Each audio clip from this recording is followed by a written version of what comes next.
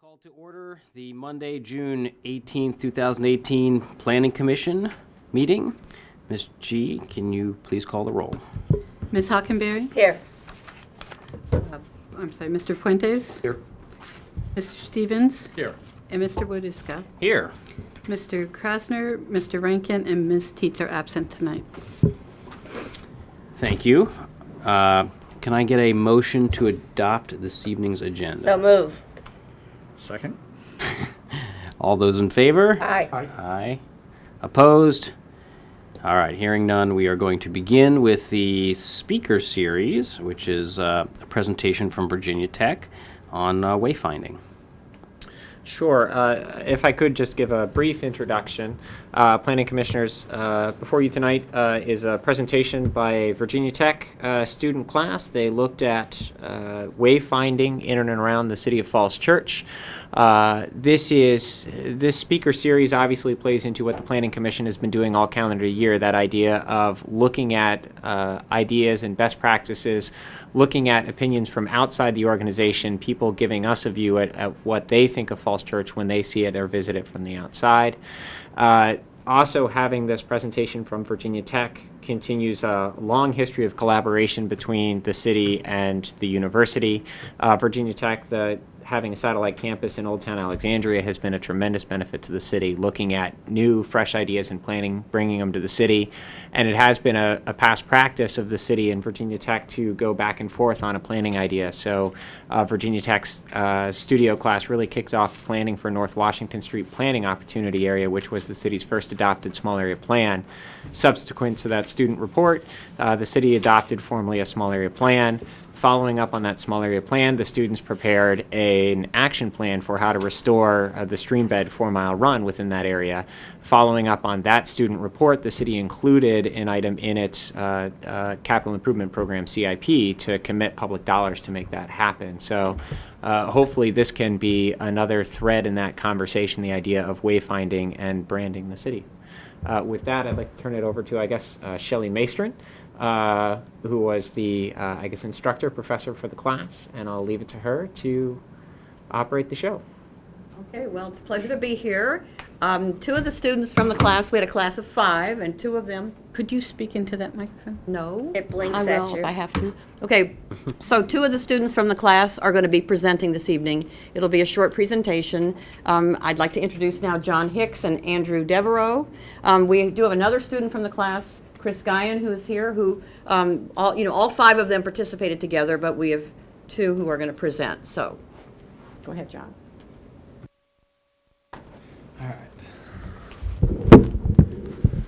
Hello, everyone. Thanks for the opportunity to come speak with you. I'm John Hicks. I'm here with Andrew Devereaux. I'm here to share our findings from our land use planning class this past semester and our inventory of Falls Church signage. Did I do that wrong? We immediately set him on the difficult path. That worked before. Got no mouse. Our dust buster. Well, it could be Oh, there we go. a lady's I'm back now. shoe. Got it? No. Oh, there we go. It's a dust buster.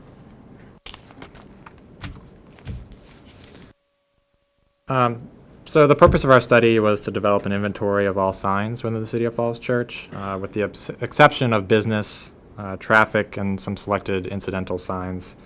The report focuses on gateway signs, wayfinding, and then signs that identify key features, historic sites and parks, and neighborhoods of the city. The inventory was conducted in person in April 2018 by 4 of my classmates, and then our professor as well helped out. And then additional signs were collected at a later date as we identified where we missed in our initial inventory. Cell phone cameras captured the images, and then the coordinates were recorded by the phone's built-in GPS units. And then so after photographing all of the signs, we uploaded the coordinates to ArcMap, where the data was reviewed and attributed. So this is a table of a summary of each sign type we observed. So banner signs, any sign made from a fabric that can be suspended from a pole. We found 11 of those. Gateway signs located at heavily traveled boundaries of the city to inform visitors of their entry to the city. And then two kinds of historic city and historic state, those that have been erected by the city and those that have been erected by the state of Virginia. Miscellaneous signs included Adopt a Street, dog signs, and other miscellaneous signs. Neighborhood signs at the entrance of neighborhoods to inform visitors of their location. Park signs at the entrance of parks. And then wayfinding signs to provide direction to places or amenities, often including some sort of directional arrow or approximate distance. So once we had taken all the pictures and uploaded them using the coordinates, as I described, we were able to map them. So this map shows the approximate location of each inventory sign that we found. It's not necessarily an exhaustive inventory, and some of these, there may be some missing signs here and there, but we definitely got the majority of them.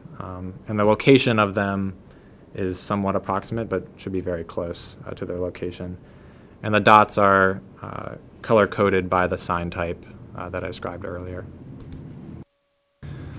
So we identified some overarching issues through our observations. One of the most apparent issues with the signage is a lack of consistency. This includes color, shape, size, and text within the same type and among different types of signage. And this can lead to clutter. The lack of consistency leads to clutter and confusion for visitors. For gateway signs in particular, again, there's a lack of consistency, but they can also be very difficult to read. The size and the text size make it very challenging to read, especially while driving. And it's made even worse by the location of some signs, like the one on the slide is actually obscured a little bit by vegetation, so very difficult to find. Some more general issues that we identified, a lack of wayfinding signs in the city. Only 7 total were found, and the majority of these were automobile-oriented and not really focused on pedestrian locations. This is especially problematic in the downtown area, where wayfinding signs could be very beneficial to direct pedestrians to stores and restaurants and things like that. Only 2 neighborhood signs were identified at Broadmont and Falls Park, and the signs themselves are very different. So additional neighborhood signs would help define the city's boundaries and help visitors know what neighborhoods they've entered, as well as enhancing neighborhood identity.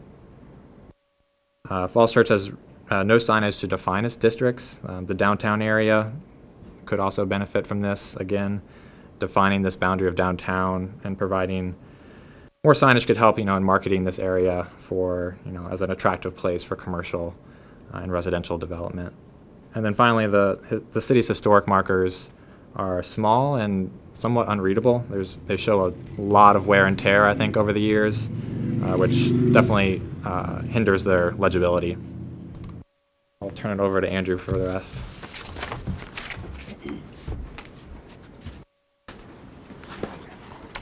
Thank you, John. I'm Andrew Devereaux, and I worked alongside John and the other members of the class for this project. Tonight, I'd just like to spend a couple moments talking about the different jurisdictions, both within the region and around the country, we used as examples. 2 nearby examples include the City of Alexandria, which published its Wayfinding Design Manual in 2010, and Arlington, which allows civic associations to create and implement unique neighborhood signage after completing a neighborhood conservation plan. So these are some examples from the Wayfinding Design Manual of the City of Alexandria. You'll see in the middle and left-hand image are examples of gateway signs, and on the left-hand or on the right-hand is the traditional wayfinding signage that would be used for pedestrians as well as for cyclists. These are just a few examples from the different civic associations within Arlington County, which allows several different variations on neighborhood-specific signs. We also examined design standards from the city of Portland, Maine, and Fort Collins, Colorado. For Portland, planners chose to create a system with a single design for city gateways while creating unique designs for each district's wayfinding. Fort Collins chose a single design with the objective to navigate motorists to parking locations and then assist pedestrians in finding attractions. So on the left-hand side are examples from each of the district's wayfinding signs within the city of Portland. And then on the right is an example of a primary gateway sign from the city's design standards. These are just a few examples from the Fort Collins design standards.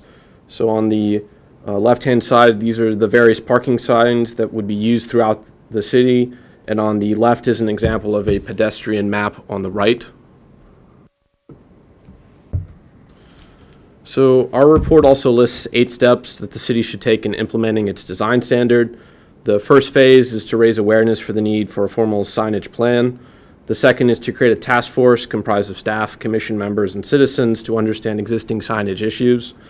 The task force should then clearly define a list of goals and objectives that will be the focus of the signage plan, whether it be wayfinding, gateway, neighborhood, or possibly all of them.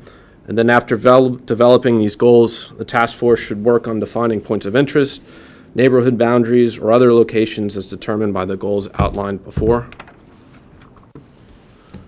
Step 5 is to interview and hire an outside consultant to assist in developing the public design standards or publishing design standards. Step 6 is to work with a consultant along with feedback from the public to create a clear signage standard for each type of sign the city plans to use. Step 7 will be to identify potential funding sources, either state or federal, that can be used to implement the signage plan. The last step will require creation of a timetable or phased installation schedule for implementing the new signage standard. What we've presented here tonight is just an overview of the information contained within our report. I just want to say thank you again to all of you for the opportunity to present our findings here tonight. And if you have any questions, we'll be happy to answer. All right, well, thank you very much. I appreciate the presentation and the time it took to put this together. We have, as Paul indicated, we've heard these presentations from your fellow classmates over the years, and they've been very, very helpful and enlightening. And this is similar.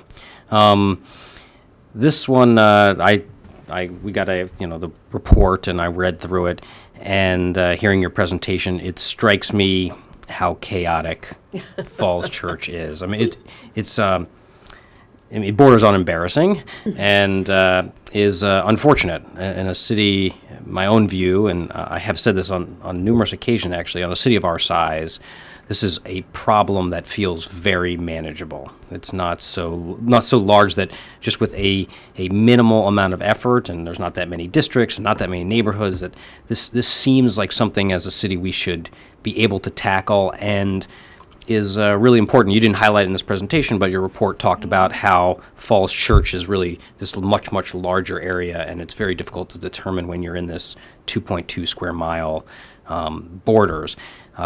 This type of study was done similarly with the WNOD trail, where someone did a survey of that and again showed how woefully inadequate we were in the city. And as a result of that, really spurred on some action over the last year or two. We've done some funding in the CIP for it, and actually have now moved, I think, even more forward in terms of taking steps to improve the way the WNOD trail functions in the city. But it was the direct result of this kind of attention, this kind of illustration of how poorly we were doing. So I really appreciative the attention this gives, and you have a full inventory later in the report that shows the lack of consistency, and I hope that we can use this not just to spur discussion here, but to take some action to make changes. This is a small city. It is unique, but you'd never know it from driving through it or walking through it. So I think this is really important for us, an important topic for us to tackle. So I'm really appreciative of it, and it is so obvious that we need to do a better job. So in terms of questions, let me turn it over to the commission, and they can ask questions, and then ultimately I guess I would circle back and sort of want to understand, based on the other case studies, what kind of financial investment you think it takes on a city of our size. I'll let you sort of think about that as these guys go. But again, I think it seems manageable, but I don't really know what that means financially. And dollars are, of course, always tight, and that's probably why it's developed the way it is. But thank you. Mr. Chair, that was actually my first question was off that. What kind of funding sources are? You mentioned state and federal. Are there discrete programs for So local signage? we identified in our report there might be a few examples. Most of the projects or most of the funding sources tend to focus on transportation and transportation-oriented signage. So it is a bit of a challenge to find funding for programs that focus more on wayfinding pedestrian, but there are a few examples out there. Yeah. I was just thinking along the same way, but this is not a problem that's gone unnoticed from a lot of different groups within the city. The difficulty is a lot of different groups decide to take it on themselves and do what they've decided to do, and then there's a lack of coordination, and then there's territorial, we did that, we don't want it taken down kind of situation along the way. But this as a resource of information is invaluable. I mean, really, we would never have the staff time or the people to ever gather together this wealth of information in one report, which is fantastic. And I know that, as I said, arts and cultural groups, the group took on a lot of the banners, and then it switched over to City Hall. And a lot of the smaller wayfinding things with the 0.2 square miles, to our next destination here, came through a lot of the CACT and the, right, Paul? That And is then, correct. yeah, and then VIPAS, a local civic group, did a lot of the entrance signs and everything like that. So it's really been defined, and, and did you happen to try to find another little tiny city like us, or a little tiny town? We looked at several different examples, and we include links to other design standards. Yeah. In terms of an exact example, the size and the complexion of Falls Church, we did not know. As we're Because kind one of, consideration is like Arlington, for example, probably just about any one of their civic neighborhoods, about the size of Falls Church. So it's we have unique challenges, I think, Yeah. based on our size. as you found out, we're not big. And the 2.2 miles getting somewhere, and I frankly, I kind of giggled about the downtown thing, because I'm saying, whoa, okay. We know it's there because we got that, the comp plan or the small area plan. But, again, where it is and it's not noted, and, we're getting bigger, we're getting more stuff going on, which is totally wonderfully exciting. And there were some of the subdivisions I had no clue as to where they were. I knew a couple of them, but did you know where all those were? No, we didn't. No. But anyway, it's just, as always, such a wealth of information put together in one place. All the studies that have come from the classes. And that's fantastic. Our job would be how to find out where to go and start doing something somewhere. But, who would be best to deal with it? Well, I guess that would be my other question, would be, there are numerous categories at which you have identified that, whether it be banners or historical sites or whatever. And while, again, at 2.2 square miles, it seems like we could tackle many of these at the same time, because it's not that many signs. But in terms of importance, is there one that you think is more important if you were going to sort of rank them generally? Is it important to identify the points of interest, or the downtown or neighborhoods, or is there a sort of general sense of what to tackle first? Most of our discussions when we were writing this report tended to focus on gateways, just because, as you mentioned, sir, that Falls Church is a bigger area than what the city boundary sort of is. And so identifying what exactly is the city of Falls Church would probably be a good first step in creating a gateway signage. And but the other thing is, the reason we included multiple case studies is that there's different routes that the city can go through. So it doesn't just need to be gateways. If you want to take a direction similar to what Portland, Maine did, where identifying neighborhoods is more important than the city as a whole. These are different routes that the city can take in different examples. So on the gateways, again, this is in your report, but you identify that we have signs in like the major thoroughfares, whether Route 7 or 29. But there are many points at which you can enter the city that are not on these major gateways. Is your recommendation, or what other jurisdictions did, is to put signs in all those entry points, or it's just to focus on the main thoroughfares?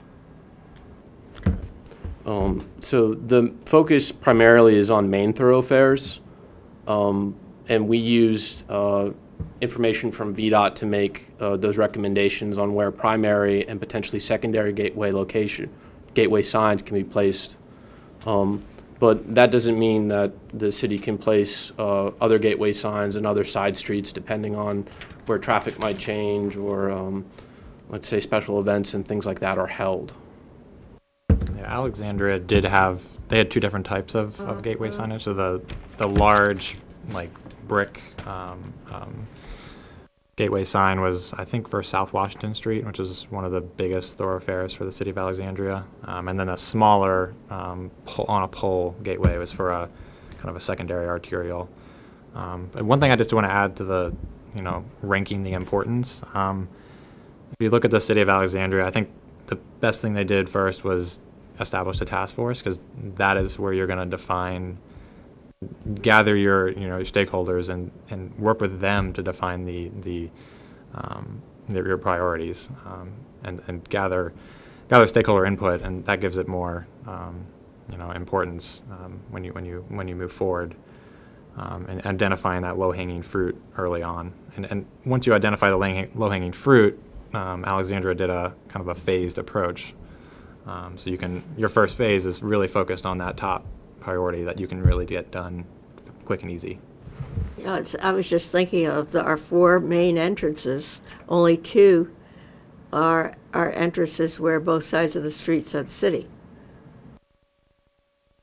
Because if you have an entrance coming into Washington Street from the south side, one part is Falls Church, Fairfax County, and the other side, right down the middle of the road, is Falls Church City. And then coming in from the west, coming in up by the high school, which is now considered, within the city, everything on the south side of that road is all Fairfax County. So that causes a problem. In that way of thinking, we could have an arrow pointing that way. Mr. Stoddard, City you Falls Church had that way. indicated you want to. Oh, thank you, Mr. Chair. I had a question when you all were talking about defining districts. I know we've talked about at the staff level, and I don't know if you have a copy of the report, but Figure 30 has some example districts. You've got sort of the west side of the city from the WNOD to the West City line. You've got the Eden Center. You've got North Washington Street, South Washington Street, and then the downtown area. When you were looking at other places, what size were their districts? Were their districts usually sort of 5-6 blocks square? Were they bigger? Were they smaller? How do these things relate? What's a comparable size district in other jurisdictions? So I can speak on the city of Portland, Maine.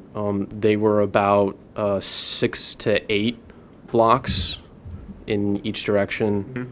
Mm-hmm. And that city's also adding an additional district as well. So there'll be a 5th wayfinding sign design that'll be coming in the future from them. Yeah, I thought that one was pretty interesting, that it seemed like they were able to use the same font, the same lettering, the same prioritization system, and what they changed was the top and bottom side of each banner. Mm-hmm. The other, Chris is the one who came up with the Thank you, Chris. that graphic right there that you're looking at.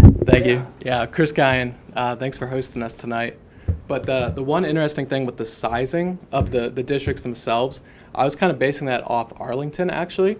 The Arlington neighborhood size, if you roughly do the math of the total area of Arlington divided by the number of neighborhoods, so it's neighborhoods in Arlington, I think it was about a half a square mile per neighborhood.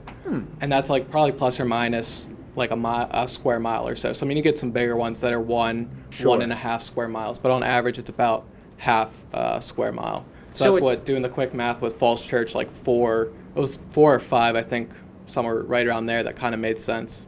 So it wouldn't be too small to have districts of this size. From what I had seen, it seemed actually like a pretty good size, appropriate size. And I think that kind of roughly fit in with the boundaries that you can kind of see we in got 4 of Alexandria and those. Portland and all these different places. It's supposed to be kind of compact but big enough. We were also trying to define it off that comp plan, so there's kind of something within there. And that's kind of about the number we were seeing. Yeah. I just had one question.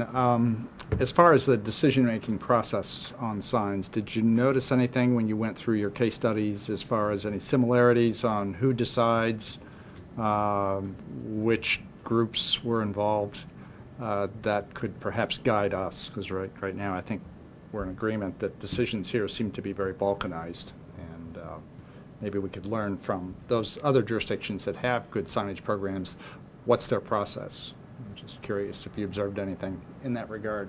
Alexandria, task Our force. arts and cultural districts. I'm not sure how they actually selected. I mean, I don't know how what the actual process for selecting their task force was, but it was, it would cast a wide net.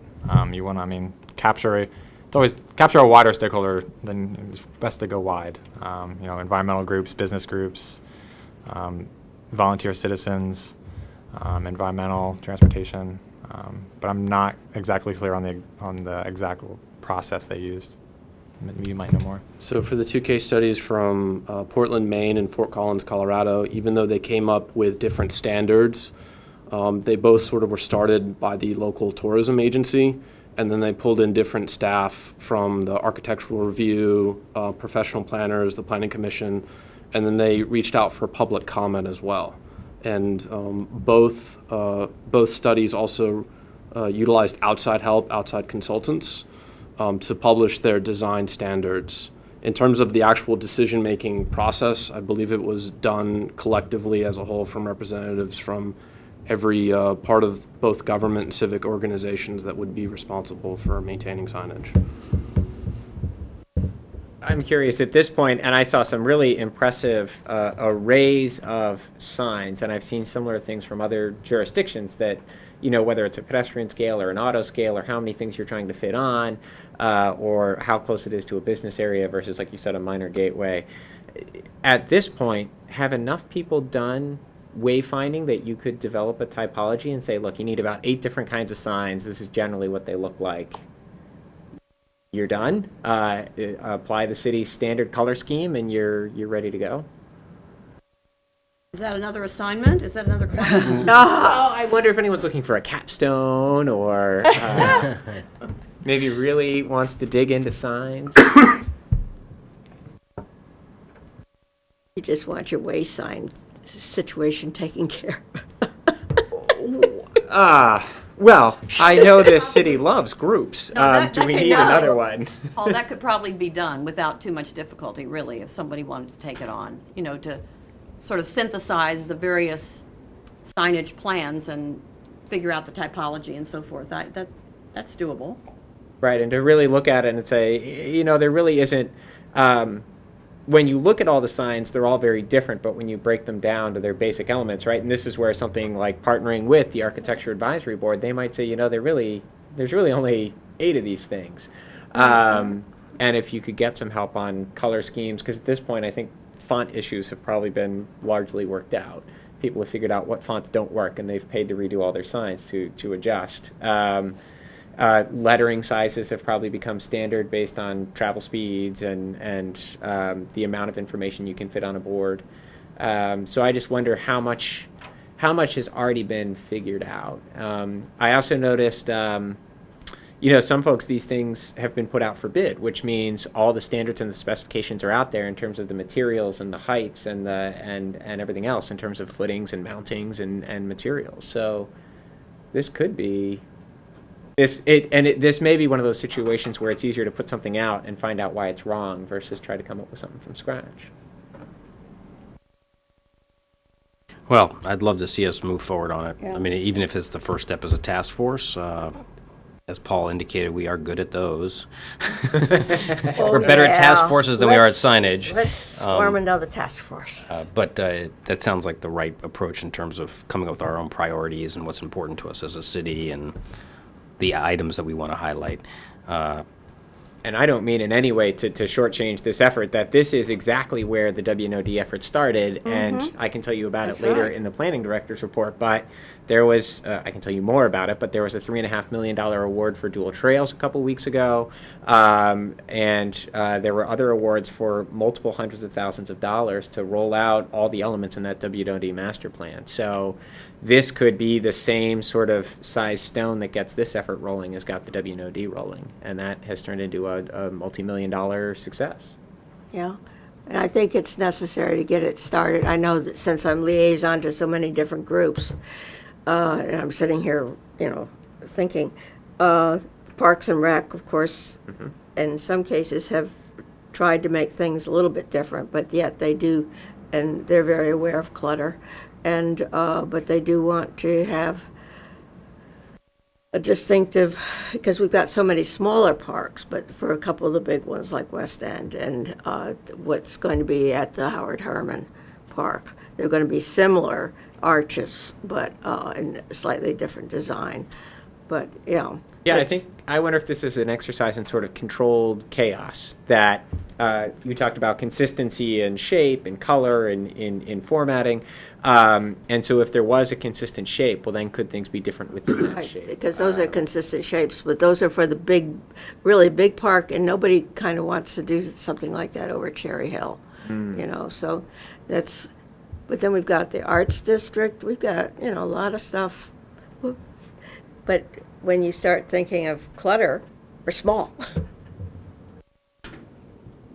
Yeah, it just seems uncoordinated, so we Yeah. need to coordinate it. I mean, I think people have noticed it for sure, and the big first step is to let's try to everybody get everyone on the same page and talking about the same language. So, does anyone else have any other questions? But thank you so much. Yeah, thank you. This was very educational, as always. Thank you. Didn't even know it was a problem. Figures 22 and 23. You know you are when you're very in Falls attractive. Church, not everybody does. When you've got, we used to know better when we had prettier flower beds down the center than we do now. We know where we're at. Now that we have finished the speaker series, let me briefly open it up to the public. If there are any petitions, Ms. G, anyone want to speak to us on something not on the agenda? I have no receipts. Okay. Well, seeing no one jumping up and down to speak to us, I'm going to close that item. We have no old business, and then we move to the new business. This is the comprehensive plan update on the housing chapter. I know Paul wanted to say something about this. He stepped out for a few minutes, but why don't we begin with the staff report, and then we can circle back. Just get set up. Yeah, if they want to get themselves pulled together.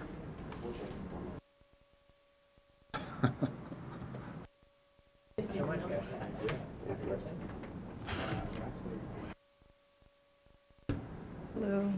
I think Paul did want to say something, but I don't know what he was going to actually say.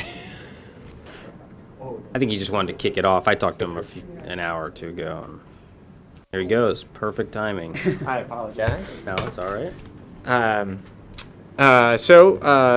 I assume we're on the comprehensive plan update.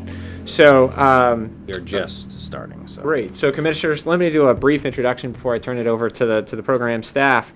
But for you tonight is what's scheduled as the Planning Commission's kickoff into another comprehensive plan chapter update. As you know, the city's last complete overhaul of the comprehensive plan was in 2005. Since that time, the city has attempted a couple times to do complete overhauls of the entire plan, but never completed it before having to restart a couple years later. So in 2014, the city adopted a new strategy, and that was to do the the plan updates by a chapter-by-chapter basis. First was transportation, then parks, vision, and now there are two updates going forward simultaneously. The first is the environmental chapter update, which you all saw a few weeks ago, and that is actually before the council tonight. And then this housing chapter is the second of those two chapters that's going forward. And so with us tonight is Dana Lewis, Nancy Vincent, and Alex McMillan. Sorry about that, Alex. To talk about their efforts to date on this important chapter update. Hi, thank you. Do I need to speak in to here? Yeah, you need to be over there. All right, you can hear 'em. Man, okay. Is it on? Okay. Yep. I'm Dana Lewis, and I'm the Housing Program Analyst with the City of Falls Church, and as he introduced everyone else. So Paul gave a good setup. We are kicking off the Comprehensive Plan update, and we did an update back in 2015, which is kind of, we've been working on it here and there, but we're starting to do a totally updated plan. And as Paul said, at the same time, we're doing our affordable housing policy. We just met last week, and so we're wrapping that up, so we should have something hopefully in the next couple of months. So I have a lot of information, so I'm going to kind of whiz through it because I don't want to keep you all evening. So just to kind of give you an idea, we're kind of trying to tie this to the vision, the city's vision statement, and that's for us to be an inclusive community. And we also, so the core values in the city's vision statement talk about inclusiveness and social sustainability, which call for a diverse housing stock for all income levels. And so that's what we're trying to address. So in 2015, when we did our update, we had goals at the time. And so when the city's new vision statement came out, we updated those goals to kind of more align with the city's visioning at the time. So we have the goals that we had in 2015, which I'm going to talk about, but then I'm also going to talk about the updated goals that we did last year based on the city's new vision, because the 2015 were based on the old vision and these new goals are based on the new vision. So just to kind of give you a background of that. And then there are a number of housing issues that affect city residents, and these include a lack of developable land for new housing, high demand for all types of housing, neighborhood concerns about renovations to existing housing stock or NIMBYism, and new large homes built on lots where smaller homes previously existed, limited housing options for low and moderate income persons, seniors, citizens, and special needs populations, and the high cost of existing and planned housing stock. So that gets me into our presentation. And so if you guys have anything to add, please jump in. How do I get this to advance with? Arrows? Oh, the arrows. Okay. And so, like I said, we're going to talk about, I said 2015, but I meant 2005. Gosh, that's been a while. Only 10 years. Yeah. Just a few I was years. there too. You were from the start. So we're looking at how we fared since 2005. So you would hope that we would have, fared very well since then. But some of the items, are very hard to advance. So I'm going to talk about those 5 goals, where we're headed, trends in regional demographics and housing for the city. And then we're going to end with the question and answer, because we're looking for you guys to give us feedback on what direction we should be taking with our plan. So the first goal that we had in 2005 was to preserve, it's funny how some of these, we still have the same issues, but preserving affordable housing in the city of Falls Church. This was a big issue then and a big issue now. And so some of the goals that we looked at to do that and these are some of the, so we're looking at the progress. The goals are at the top, and then the progress that we made on those goals are at the bottom, or below. So we utilized HUD funding, CDBG grant, Community Development Block Grant, and also the Affordable Housing Fund to provide home rehabilitation. So the CDBG grant and the Affordable Housing Fund were both city residents that needed improvements on their properties. Maybe the property was aging. They could come to the city and get a loan to make some of those improvements. We worked really closely with city zoning. If they would give somebody, if they've got a fine for zoning or something that they needed to improve, they would refer those people to us and they could use those funds for that. We don't have the funds anymore, but we can refer them to the organization Rebuilding Together, which does those renovations. And we also have given CDBG funds to Winter Hill Apartments. The property's aging, was built in the 40s, and so they have a lot of improvements that need to be done that they can't really pay for out of their regular operating costs.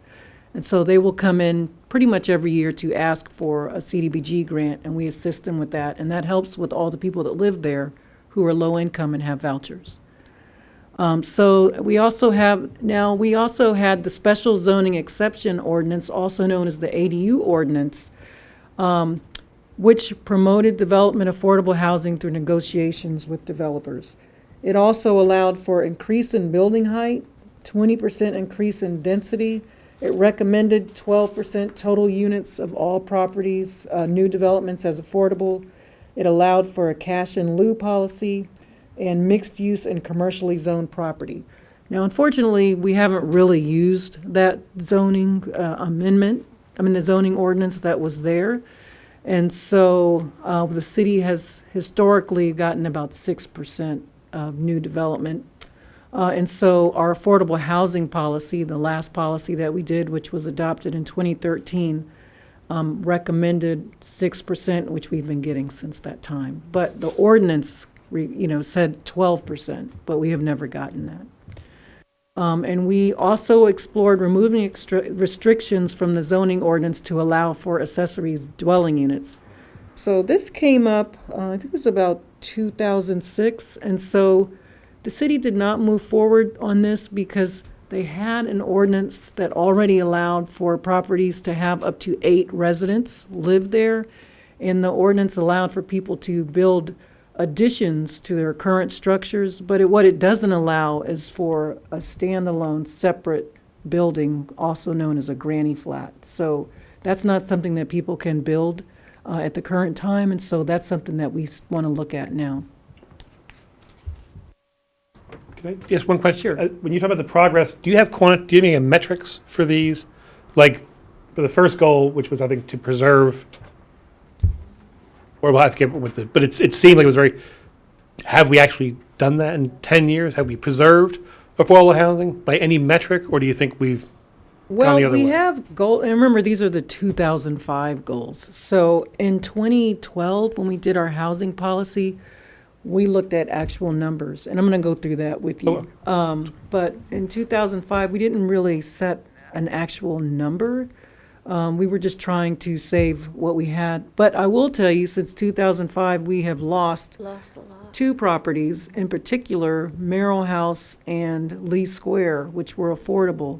Those units, the majority of them were affordable, and now they're no longer. There are a few that are affordable to people that make over 80% of the area median income, but that was a huge loss. And what we're looking at currently is, in the future, the Fields may be lost, which is 96 units of the most affordable housing in the city. And so that would also be a loss. But then even with the ADU or the special exception grant giving the 6% affordable units, we've probably lost. Oh, yeah. Oh, yeah, we continue to lose because I'm going to go through those numbers with you. But at the pace we're getting new units, we cannot replace, the ones that we've lost, especially, with the Fields a possibility in the future. And so often they have timed out also as far as their affordability. The other thing that, in another section, when you get to it, we have lost so many places for special needs people. We've lost a lot of group homes. A lot, meaning about 3. There were 3. Yeah. And I'll get into that in just a minute. But feel free to ask questions. Okay. So the second goal that we had in 2005 was to encourage a mix of residential housing types that can meet the current and future needs of residents of all levels of income while benefiting community character, which was kind of a topic you guys were just talking about. So numerous rental developments have been constructed since 2005, and this is all housing. So just in the city, we had Pearson Square, which was 230 units, Northgate, 105, the Reed Building was 26, West Broad was 208 total units, Lincoln, 224. So this is since 2005. So we've had lots of units being built, but just not as many affordable units. The city has. Excuse me, should you include the condominiums also? Oh, Spectrum, did I not include? Well, we got, the condominium buildings, Broadway, Spectrum, Byron. I think Broadway was before 2005. Barely. Spectrum was in 2008. But And I barely, can tell you- barely. Yeah. That was the first one built.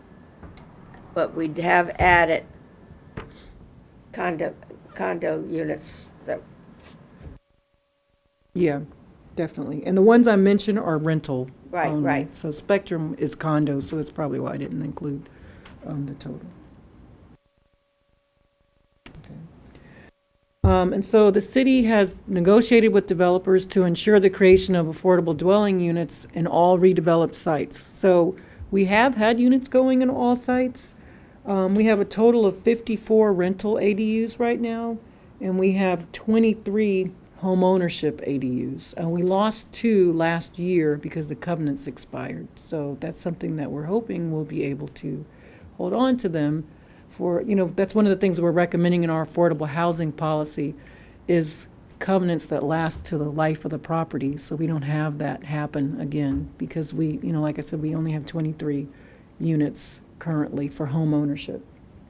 So if you wanted the breakdown, if you're interested, Byron, we have 4, Spectrum, we have 8, that's condos. Pearson, there's 15, Northgate, it's 7, West Broad Residences, it's 12, Lincoln at Tinner Hill is 14, and the Reed Building, which are teacher workforce units, we have 9. What did you have? no, I was just thinking, I hadn't thought of that one. And so developers have, since 2005, they have contributed over $500,000 to the Affordable Housing Fund, but we currently only have $289,000 in there currently. So we really want to build that so that it can be used. The Affordable Housing Fund can be used to maintain, develop affordable housing. And it can also be used for pre-development grants. And it can be used to build housing for persons with incomes for 120% of AMI and lower. So that's what we really would like to, we're working on a cash in lieu policy right now, so that, formula, so that we can ask for that to build this fund back up. Because that's one of the ways that we're going to reach those numbers that we need to reach, that we're losing. Any questions on that? Okay. So the third goal was to encourage the creative preservation, construction, and rehabilitation of housing. And so luckily we haven't lost any units to condo conversion. Tax and rent relief is something that the city is doing. Those programs are for persons 65 and over, so they would get relief for their taxes, and rent, they would get a one-time amount. And so we have raised both of those amounts this year. And then, let's see, 5.7% of units are committed affordable to households with incomes that do not exceed 80% of AMI. And so that should be 6% of units. I'm not sure why it says 5%, 5.7%. But it should be 6%. We partner with the Falls Church Housing Corporation, which is now the NHP Foundation Home Stretch, and with the Friends of Falls Church Homeless Shelter. And then as I mentioned, we get federal funds through CDBG and the Home Investment Partnership that we can then give to nonprofits in the city. And we have a Housing Choice Voucher Partnership with Fairfax County. And just to let you know, the CDBG and home funds are used for rehabilitation of aging properties, which I mentioned. We also have emergency rent for persons that need a one-time assistance. And we also provide a rent subsidy for formerly homeless persons through the Homestretch organization. And so with the Housing Choice Voucher Program, in 2013, there were 28 people on the waiting list, and that has not moved much since then. We do have 80 persons at the Winter Hill Apartments that the majority of them receive housing vouchers that are living there. And so the majority of vouchers in the city are with Winter Hill. There are currently no properties that will accept new vouchers. Several of them have grandfathered in persons that have vouchers, but no one takes a new voucher, except for the Fields in Winter Hill. And so our fourth goal is to continue to create supportive and affordable housing for special needs populations. And so the city transferred land to Community Residences Incorporated, a nonprofit, to redevelop the Miller House. They're going to be tearing down the Miller House, the current structure, and we'll be building a new group home for 5 persons, adults with intellectual disabilities. So we're looking forward to that. That should be coming online in 2019. The city negotiated with the Kensington Assisted Living to provide a subsidy to allow low-income seniors and persons with disabilities to reside at the assisted living facility. So that came on board several years ago. The amount of subsidy that we have is over $90,000, and it's enough for either 1 or 2 persons to use the subsidy. Do we have anything more with Sunrise? Yes, Sunrise actually does not have a subsidy. Sunrise has beds that are available to low-income persons, and I believe it's 6 beds. 6 low-income and 6 12 moderate low-income and 12 moderate-income beds currently. So, Could that be yeah, you're right. I'll show that. I don't know why that's in. information-wise? And I believe that should be in your staff report. Could be.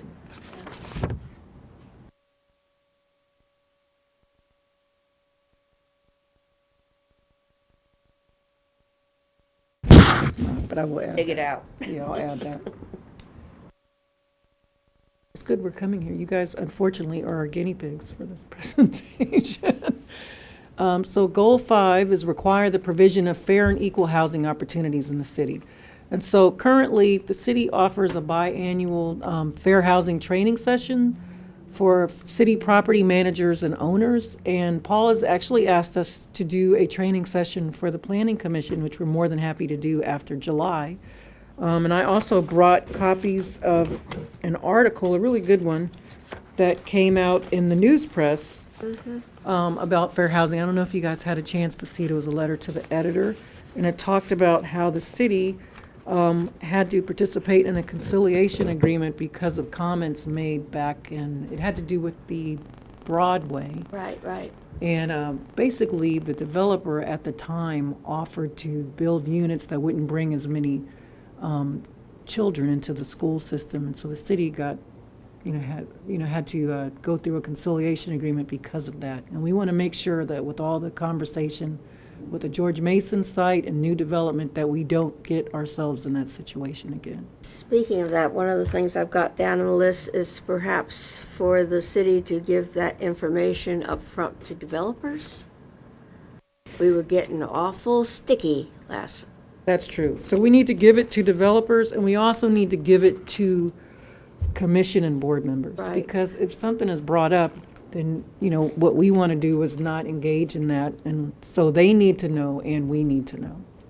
Because there's other languages that could be used and suggested. Exactly. Rather, about services and things which would cover schools. But it was getting sticky, Okay, I think. great.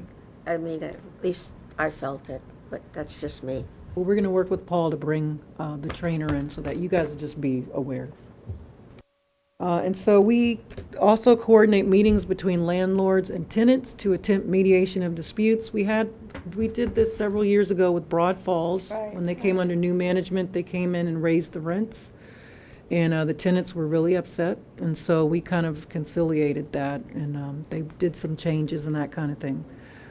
We coordinate the city and Fairfax Health Department response to residents' property maintenance and health code concerns. There's a group that the city runs that does that, and they mainly deal with mold, like if there's mold in a unit, or if there is a hoarding type of issue, and other issues like that. That's just an example of some of the things that this group would work with. And then we do biannual fair housing testing on rental properties throughout the city. We actually just concluded testing on all the properties in the city, and we had no findings. So they did it based on race and nationality and disability and familial size, and we didn't have any findings. So that's good. So, and like I told you, last year we made new goals in line with the city's 2040 vision. And so I'm going to talk about those goals briefly, and they incorporate the ideals of what will be in the comprehensive plan. So it's only 3 goals this time, so that's good. So, and they're very similar to the last goals because we've not made a lot of improvement in these areas, unfortunately. So goal 1 is to preserve affordable living in the city of Falls Church. We want to maximize revenue for the Affordable Housing Fund, as I mentioned before. We want to preserve market rate affordable rents. So we're talking about like rents over at Virginia Village. Those are affordable rents. We want to try to preserve those rents, preserve the fields before the tax credits expire. We want to provide referrals for home rehab assistance. We don't have those funds anymore, but we do have an organization where we can make referrals. We wanted to expand rent and tax relief, and we did that this year. We want to prepare a zoning amendment. Like we said, we want to allow for those granny flats on properties, so it can be a standalone type of thing to help combat this need. And we want to partner with other localities to advocate for legislation to accept housing choice vouchers. We actually did this year. The localities came together, Fairfax County, Falls Church, I think Alexandria. And what we want is in the state of Virginia for property owners to not be allowed to not accept housing choice vouchers.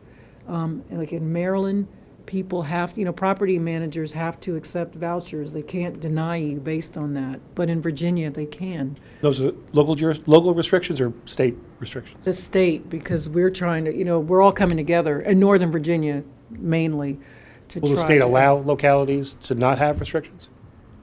Right now, yeah, well, we put forth something to try to get them to make it across the state that they would have to accept it, and it didn't go through. So landlords still have the right to deny if you have a voucher, which we really don't understand because you're going to get, monthly rent, versus some tenants wouldn't have that. In our city, we haven't had issues with voucher holders, destroying property, or it's just a stigma out there that's not really, it doesn't really hold from what we have seen. Our ADU properties, the 2 newest properties will accept vouchers if a person, because the rent is the same as what the ADU rent, they'll pay that. So we've done it that way. But our goal, and not just our goal, Fairfax and Alexandria, is so the property owners will take vouchers or have to take them. We'll continue to do that. We'll try again next year. So, did you have a question? We've got that one there for the zoning changes. Something that the planning commission just talked about would be encouraging wide variety of different types of housing types. So kind of like duplexes? That's Well, what we would love to see. We haven't done directly Uh-huh. at all, but it's something that, I was just wondering if it should be in anybody's aspirational goals. There are provisions in the R1B district that allow duplexes with a larger lot size. And so that could be something that's explored is what is the connection between what you can do now For example, ADUs have to be physically connected to the main structure, or duplexes need 5,000 square feet per dwelling unit. So you end up needing a 10,000 square foot R1B lot, which is actually pretty hard to come by in the city. And so where is that intersection between public policy and the rules of the game in the zoning ordinance such that you can maneuver toward your long-term goals? Or smaller townhouse groupings we've talked about. Or smaller townhouse groupings. We've seen pressures. This is actually one of the reasons the Greenway Downs overlay district is important to get through the zoning update, is that right now the houses in Greenway Downs are non-conforming in terms of their setbacks, and so a homeowner is faced with a couple of options. One is to go through a potentially lengthy variance process. The other option is to simply tear it down and build a new house, and that tear down and build a new house is not probably going to meet those goals for affordability. So relief from setback requirements or other configurations. For example, a lot of the historic houses in the city, they sometimes struggle to pay the increased maintenance costs that go along with an older structure. Can there be a system in place to allow for easier placement of a second dwelling unit that could provide supplemental income to help maintain that structure? Some of this is finding those connections not only to affordable housing goals, but other goals that the city has, whether it's maintenance of historic structures or a continuing look of a particular neighborhood. And if someone wants to downsize, they may want to live in the structure and then rent their house out. I think it's not just finding out where it's finding out where the policies are inconsistent with one another. We have the housing policies, which have all these great goals, and then we have, in practice, we have all zoning rules and regulations. We have other things that Prevent a actually lot of prohibit things. all this stuff from happening. So it's really about weeding out those restrictions that are just pervasive throughout the entire code. I agree that zoning serves some very good ends, but I think crafting it in the right way to achieve all your goals simultaneously is difficult. But where could some of that aspirational language come from? Which side? From, as far as should it be in this part, or should it be in another part of the comp plan? I mean, I'm just thinking of, something that maybe we need to start looking at. I mean, look at all the hoops we've jumped through kind of for the Lanier property, which was something you just mentioned. I think you always start in the planning effort that you're in. That if you if there's a wagon going down the street, then you hitch to it. So if there are aspirational goals in the city to achieve certain numbers of housing for different income bands, then the housing chapter seems like a good place to have that conversation. I think we should maybe go through all the zoning and see what So would be perhaps that creative might to be be done. something to include in this chapter then. Definitely. If you guys have any ideas, please let us know. I'm writing down everything you're saying. You may see it again. So, yeah, these are really good ideas. Okay, so I'm going to move to the next slide. So the second goal is to create new affordable living in the city of Falls Church. So one of the things that we recommended was for affordable housing to be built on the new George Mason High School site. So there were letters from the Housing Commission, the Human Services Advisory Council, and the Affordable Housing Policy Work Group all recommended that the proposals that had affordable housing in their proposal be ranked the highest. And so I believe the top three that were selected do include affordable housing, if I'm not. To what degree? I don't think they've nailed down the details of that, of how much they're going. I think 6% is what they were looking at. But it may be, at our meeting, they said it may be more, possibly, if there were a trade-off in some other area. We'll keep hoping. And there was a huge discussion of that at Monday night's meeting at about 11:30 at night. About the affordable housing component? About the fact of, all of a sudden we're looking at it as a developer rather than a city with our needs. And it's, just the fact that we want to have as much income coming out of the whole situation as possible, and that affordable housing takes away from that. So there was a push to have that included in the new guidelines that were set in the RFP, yeah. RFDP. Kind of shut down, Which part was shut down to include it? yeah. Okay, so, and the other thing is proffers were requested for low-income ADUs in exchange for fewer ADUs. This is something that we're looking at to meet this goal. So what we're saying is if we want to serve lower incomes, people with lower incomes, which is a huge need that we do not have at all. We have about 2 units that serve lower incomes, which we call committed affordable dwelling units, which meet lower incomes. Sorry, We actually one have unit, one. So we have people come in all the time that want to participate in the ADU program, but they're at 40% of AMI. This would be people that are, say, food servers or that kind of thing in the city. Maybe they might work at CVS. Minimum wage, we don't have anything for these guys. They don't qualify for our ADU program. And so what we would like to do is have some units that meet those incomes, and that may mean that we get less of the total amount.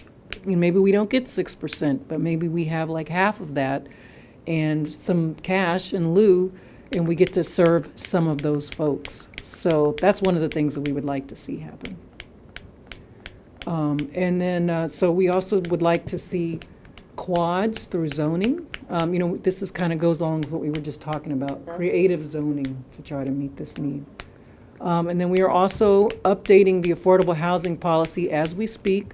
We've made about 10 recommendations, and we're updating that policy that we had in 2012, and that will be done at the end of the summer.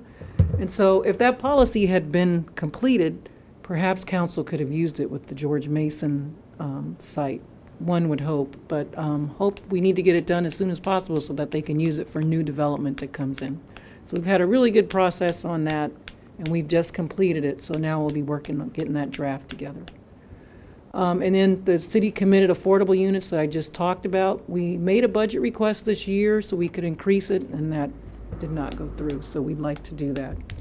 Another thing that we'd like to do is reestablish the down payment and closing cost assistance program that the city used to have, where we would provide loans in the form of a second mortgage for up to 20% of down payment and closing costs. And we'd like to bring that back. That was affordable housing funds were used for that program.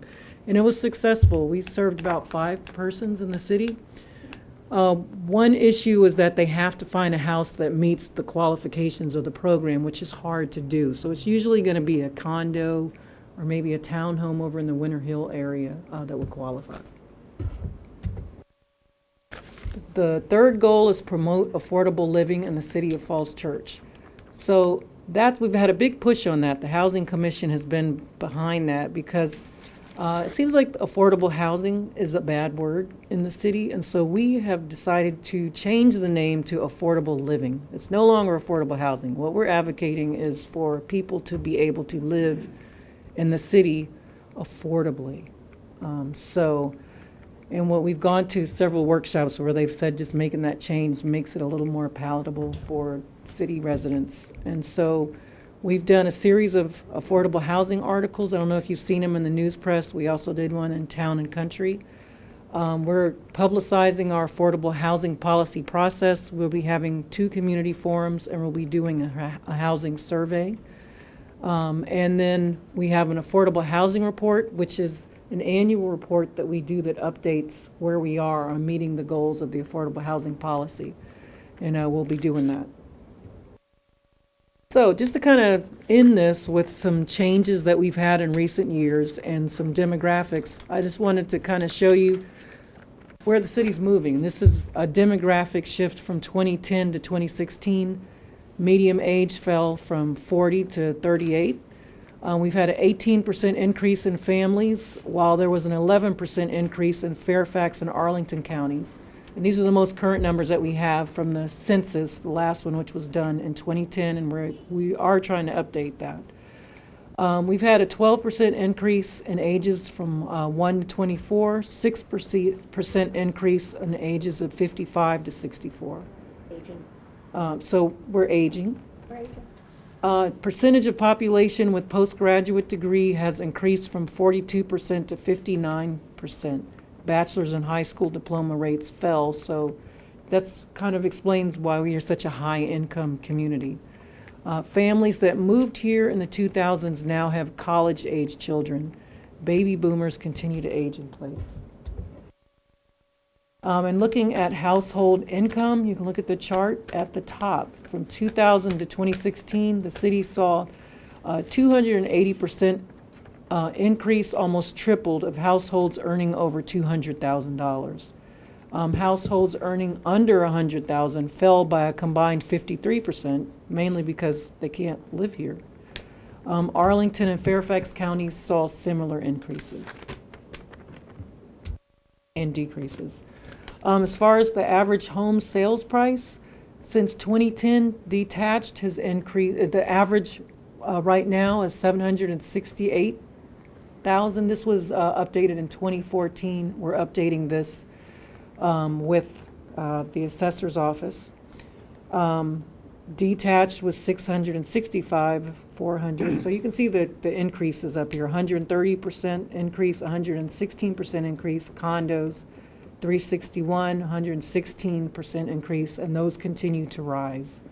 In 2002, the first $1 million residential property was sold.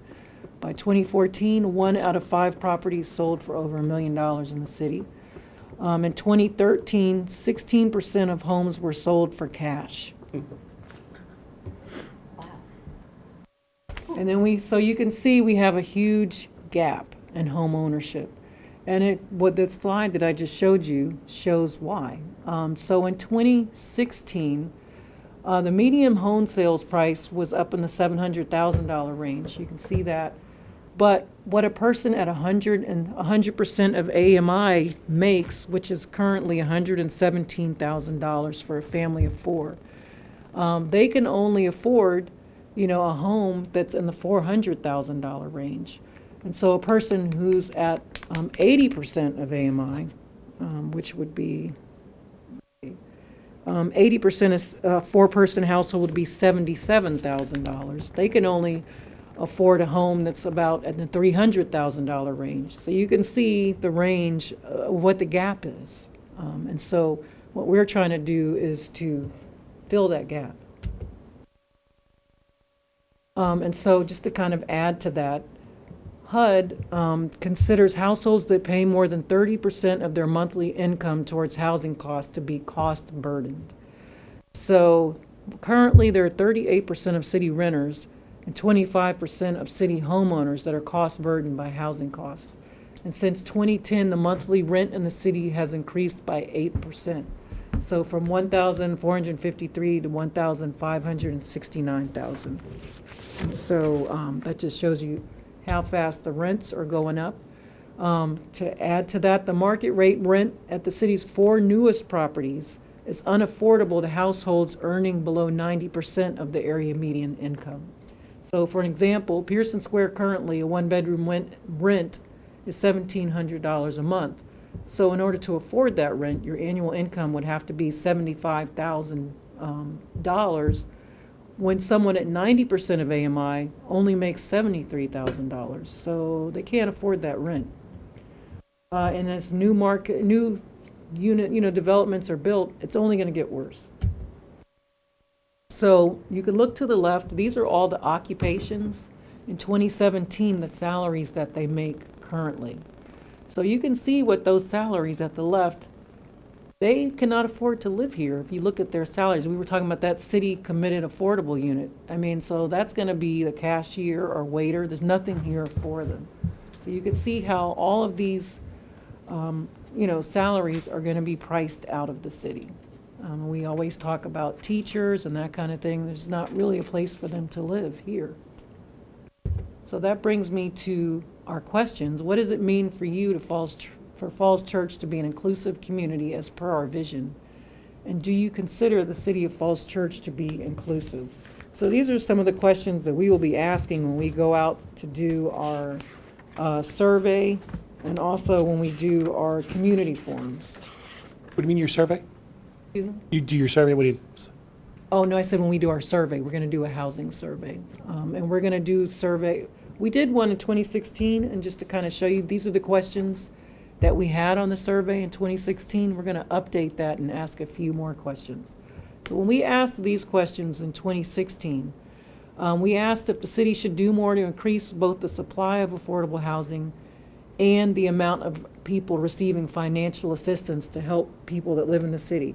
So we asked 205 people, completed the survey. That was city residents and workers. So 70% agreed with that first statement, that we should do that. And then the second statement was the City of Falls Church should continue to do about the same as it does now. 15% of respondents said that. And then the real estate market of supply and demand alone should determine the mix of housing and its cost in the city. 15% of respondents believed in that. So that was 2 years ago, so we kind of want to find out where people are today on that. So I'll end this with, what can the City of Falls Church do to better serve its residents and persons who work in the City of Falls Church in terms of affordable living? So that's what we want to get to in our chapter. I'm sorry it was so long, but we had to update you on what we had done in 2005 as well. So any questions? Well, first of all, thank you again. Thank you. It's really helpful information to get for our group and to understand where we've been over the last 15 years. Let me first turn it over to the other members of the commission if you have questions. And I just had a comment. I think, as you go off with the survey, this is great information. I would start with the data at the back end. It's Okay. really compelling evidence, I think, for a lot of folks about what the problems are here in the city. Okay. And I suspect some of those ended in 2014, 2016. I suspect it's only gotten more yeah. acute, the problem. Yeah. I don't know how, so as you go, the numbers you just cited from the survey were pretty high from people agreeing with those goals, but I suspect that that's really going to help drive some of the pressure. Okay. I'd also, I don't know if you have them, but some kind of regional housing stats as well, because it's not like, well, we're 2.2 square miles, folks can go somewhere else in the Northern Virginia. I suspect it's the same problem in a lot of different places, right? So if we truly care about these issues that we're talking about, it's not only going to be solvable here or in other places. It does take a regional approach, but the regional stats are probably just as alarming for a lot of folks. Okay. And then I think tying it to some of these other goals, this whole issue is very intriguing about tying housing to some of the other things we've talked about already. I don't know, was your comment that which comes first and how do you put housing here or how do you connect it? But if we're talking about affordable, if we're talking about economic development, I mean, your slide on who can afford to live here is I think really important for folks to understand. If food servers can't live here, teachers can't live here, et cetera, they're going to have to commute in. That's going to add to traffic. So if you're trying to solve traffic and transportation problems, you have to solve the housing problem.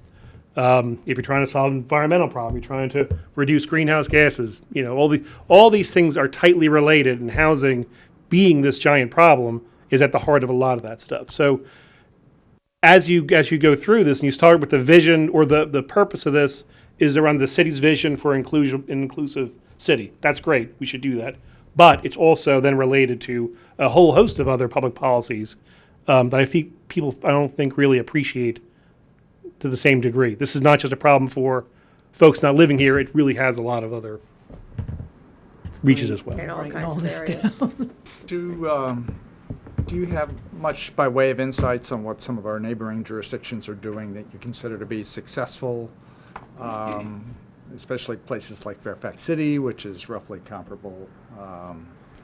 That might be something that I think the city council would naturally ask, particularly on, are they getting better results? Okay. And how do they measure those Because results? that would be demographically similar, yeah. Yeah. And I guess to pick up, Rob, on one of your thoughts, does the Northern Virginia Regional Commission, do they do anything in this area? I think it's, Or COG, yeah. that would be the, I think it's been totally recognized as a major problem in the entire area.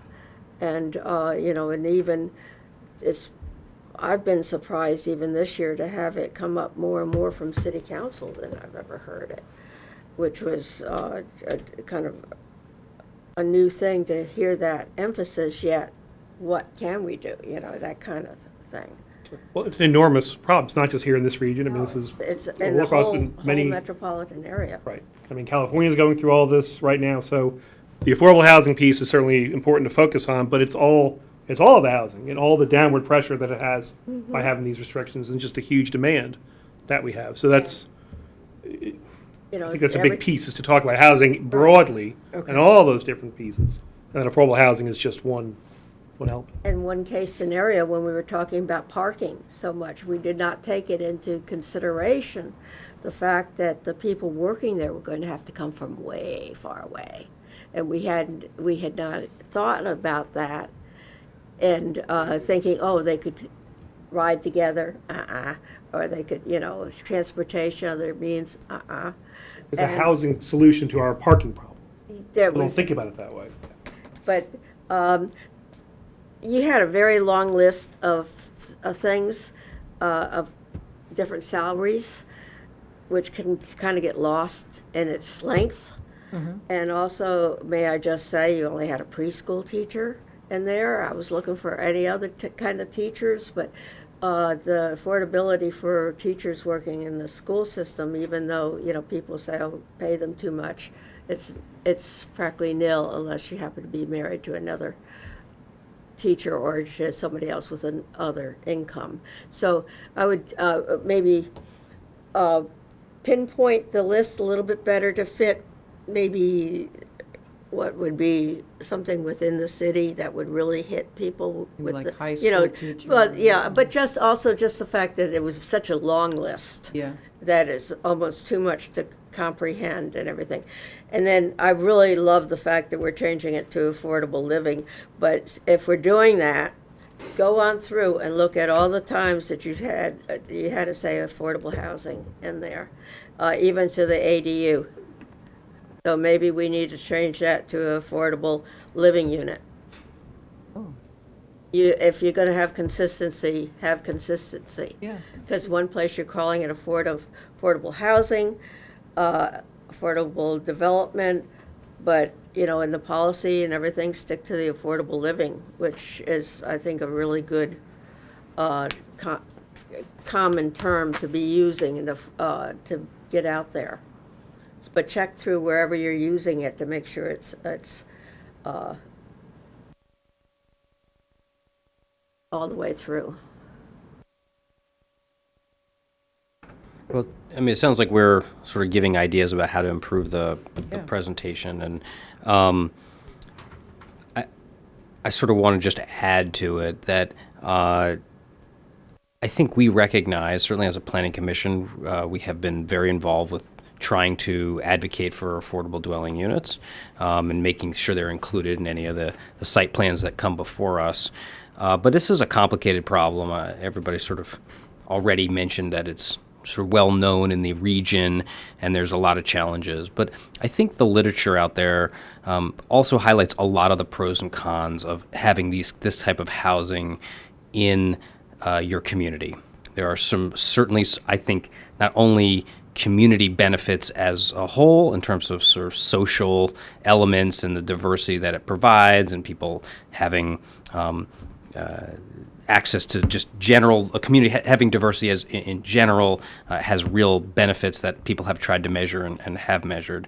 But also, really to add to what Mr. Puente said, I think that the added net marginal revenue from these sort of units exceeds in many cases when considering all the factors the marginal cost of having these units.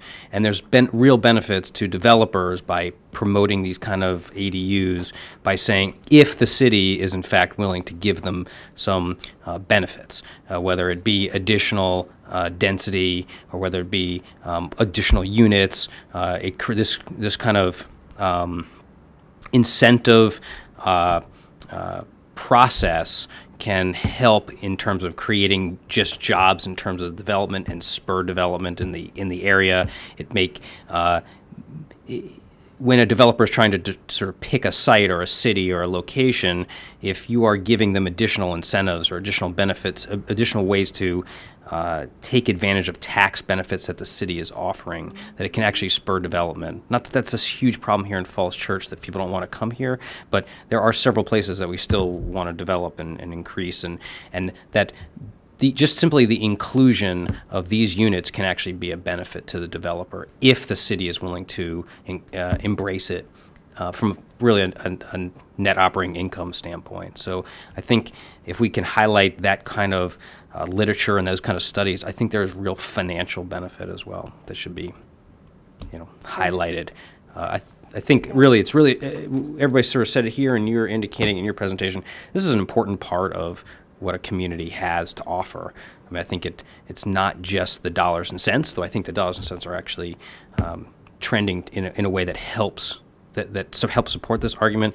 But really what we're trying to do, as you said, an inclusive city, it's an important part of it. And I'm certainly supportive of it, but it does have a lot of challenges. The demographics, as you said, it makes it really difficult. People want to come here and get access to our good education, but if we have a different view of it, a broader view of it, I think that providing that kind of that access to the education and the services of the city is also important for people of low income. It should not just be simply for, this is my own sort of politics talking now, but I think that if you think about it in a broader range, that just because of the great things we offer here in Falls Church, that shouldn't be only available to the wealthy. And as a result, it becomes an even more important thing to make affordable housing available to the citizenry. So I'm really supportive of it, and I hope we can do it, but there is a lot of challenges.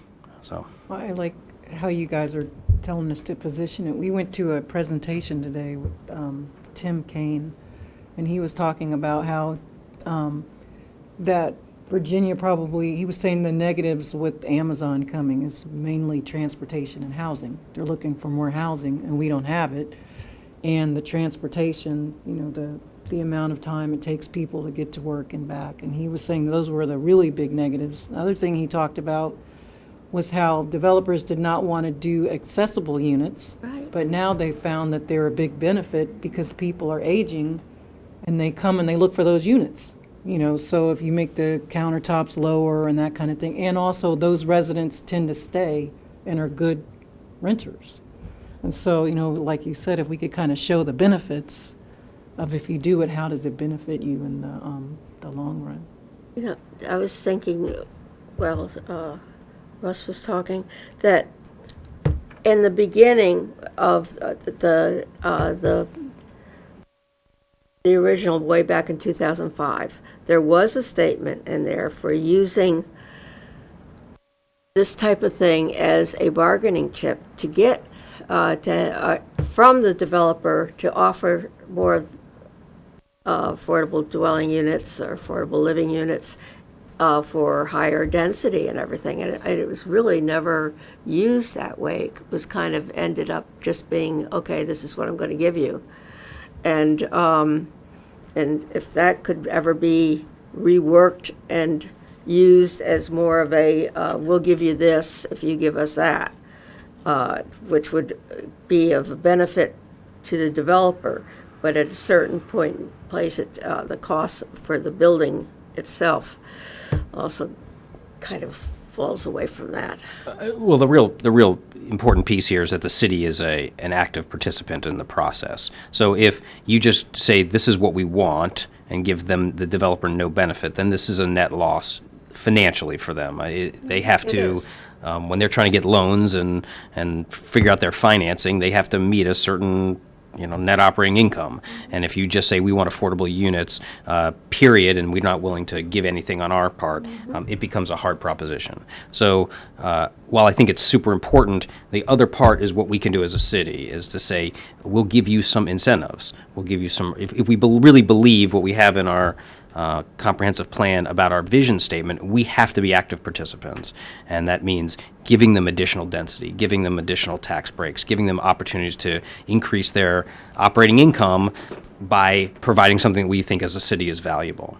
And I actually don't think it costs us much. I think we do benefit in the long term, and the net again, the marginal revenue is better than the marginal cost, but we can't just sit here and say we want more units. That's a to me, that's not Yeah. participating in the process. So I think one of the messages is to say what is the value we place on this, and if it really is what we say it is, then we need to come up with policies and standards that we can tell developers this is what we're willing to do for you. And we need to look at zoning also in the future. I know we've got a full plate, Yeah. but, the possibilities for future zoning in some of the smaller redevelopable areas of the city, and should be able to have to get out in front of that.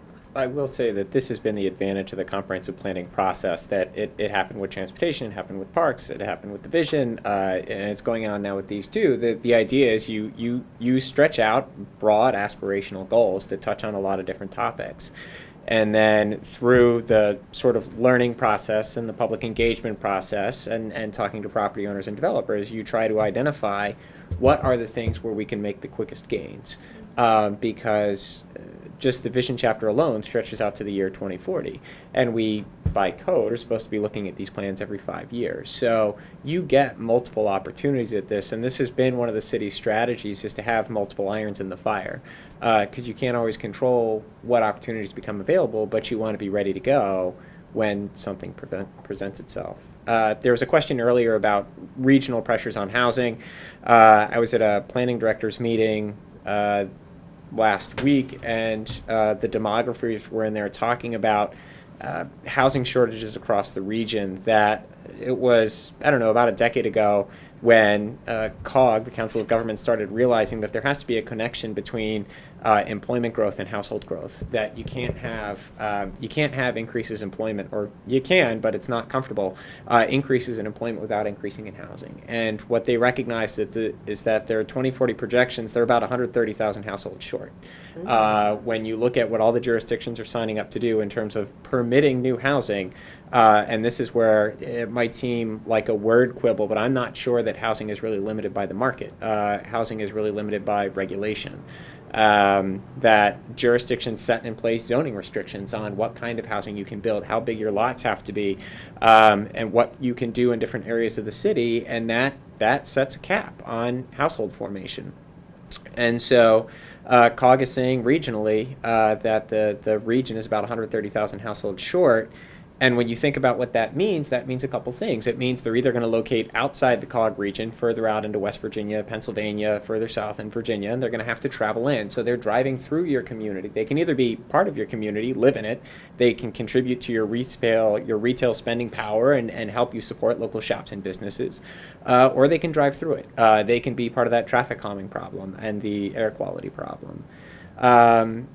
Or they find ways to crowd in, or you find illegal housing units. This is something that California was mentioned earlier is really suffering with, that these are not low-income individuals trying to find housing. These are software engineers. These are lawyers. These are medical professionals who are finding themselves 2, 3, 4 people in a 2-bedroom apartment because that's what they can afford. Right. And so it becomes a question of livability. Some of it has to do with the pace of household creation or the household construction, that obviously the newer units are always going to command the higher rents. The question, I think, is there enough housing stock? I think a sign that there isn't enough housing stock is when you see pressure on existing units to turn over into higher income units, something like the Merrill House or the Fields. The fact that there's pressure on those units to redevelop for higher income levels means those higher income levels want to move in. They have a desire to be in the community, but there's nowhere for them to go.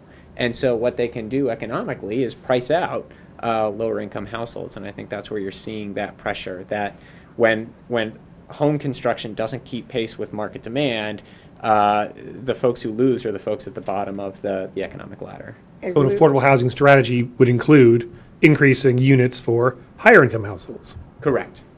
Yeah, that if you had a housing target that said, look, we need to be building a certain number of housing units because we know that's what the demand is either in the city or in the Falls Church submarket, you can project what that household demand is. And if you don't keep pace with it, you will see effects that you may not like, Yeah. that may run counter to your policy goals. And our new housing being built is all the big, very expensive things, because we, made a change in the percent of lot coverage, and that, yeah. And can I just, to piggyback on what Paul's saying there, is when the for sale units, when the cost of homes becomes too high for folks, then they turn to rental. And so professionals who can't afford these high-cost homes are driving up the rents. Right. In the city. And so that also prices folks out, prices the moderate income folks out. And when condos were really hot, we were very much afraid of the Broad Falls apartments perhaps going that way when the new owner came in, and also with the new owner coming into the Merrill House. And then that kind of has ebbed a little bit, because the condos are not the hot things that they were, but yeah. And I was looking at some of the goals and the way they're worded this time around, and I wondered some of the topics that came up around the table, things like senior housing, universal design, aging in place, group housing. Is the sort of set of goals still flexible at this point? Is there instead of focusing solely on sort of low income, are there other sort of avenues for exploration in the housing chapter? I mean, you could share them with us. We haven't really addressed that in our presentation. Yeah, there've been a lot of Type. suggestions, I think, tonight. Yeah. I've written down everything that you all have said, so. Yeah, I mean, we've had a lot of conversations here on the Planning Commission about the different, because we get these types of proposals, whether it be about condos or whether it be about senior housing, or we had a huge debate in the last, 24 months about cottage housing. I think that that the housing chapter should address some parts of that. I mean, we are trying to expand the housing stock beyond just the affordable dwelling unit portion, but also just as a whole. We certainly... Diverse housing types. Yeah, I mean, it keeps coming before us. We keep talking about it. Developers are mentioning it. I think the last 3 proposals we've heard talk about senior housing. It seems that it's in huge demand here. The cottage housing that we had is not only cottage housing, but it's also senior housing. It's a combo. There's been talk about it in the George Mason site, and there's a huge proposal in terms of the Founders Row. They want to do a whole senior housing. So I feel like with that conversation happening, and then recently we had a proposal about condominiums that had sort of gone out of favor, but now that's a housing stock that we are woefully short on, that the housing chapter should begin to address some of those things other than just the affordable housing piece. That proposal was interesting in the fact that they were not proposing any of the huge amenities that drive up the prices in the condos. They were suggesting, very low amenities, not all the fancy stuff, which was really a different way of looking at it, which is a good product. We would be fine, but we still would advocate that we would get a percentage of whatever the diverse housing types are, if it's a possibility, like the cottages. People were really excited about that, but, most of the people that come in our office cannot afford to live there. Me neither. I think that if we are bringing in new housing outside of the single-family residential, there should be an element that is related to affordable housing. But this is just a complicated issue. Yeah. I mean, the cost of development, the cost of the land to acquire is just so expensive that it's hard for a developer to make that offer. That's why I think the city needs to be an active participant, and we have been. It's not that we haven't. Some of the things that we've done. Proud of the city and what we've tried to do to help out but it's clearly not enough. It's just not enough. The land here is so expensive and the demand is really high, and they can get the high rents. It's not trouble. It's not trouble. The demand is saying you build it, we'll pay the high rents. So to try to have them set aside that or give money, I mean, it's a requirement. We need to make sure that they hold to it. But in terms of increasing that, it's going to take some real effort from the city. But I just think the housing chapter is, not going back to that topic specifically, but that there is a lot of talk about a variety of housing stock that's needed in this city. I'd like for the housing chapter to at least address those, especially the senior housing, because it's almost in each proposal in the last 3 or 4 we've seen, it's become a big Dimension thing. of zoning, possibility changes and stuff like that, because that controls so much of where we put and what we put in housing stock. And I think, again, we've had, the overabundance of the McMansions. Thank you very much.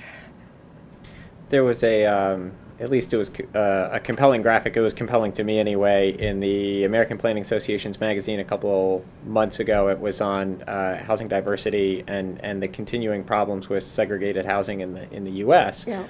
Despite the fact that it's the 50th, 60th anniversary of the fair housing laws. And they did a really nice job of equating, in a bar chart, it was sort of what percentage of the housing stock is available by unit type and what percentage of the population is within those income bands. And it was a really nice job of showing the disparity that you've got, right? If it's 50% AMI, that means half the households are on this side of the line. If half your housing units aren't also on that side of the line, you got a problem. And so I thought that was a pretty compelling graphic that showed, well, we're short every time until you get up into 120%, and then we're way over. And so I think that's because I think one of the challenges with the comp plan chapters is sort of how do you know if you've succeeded?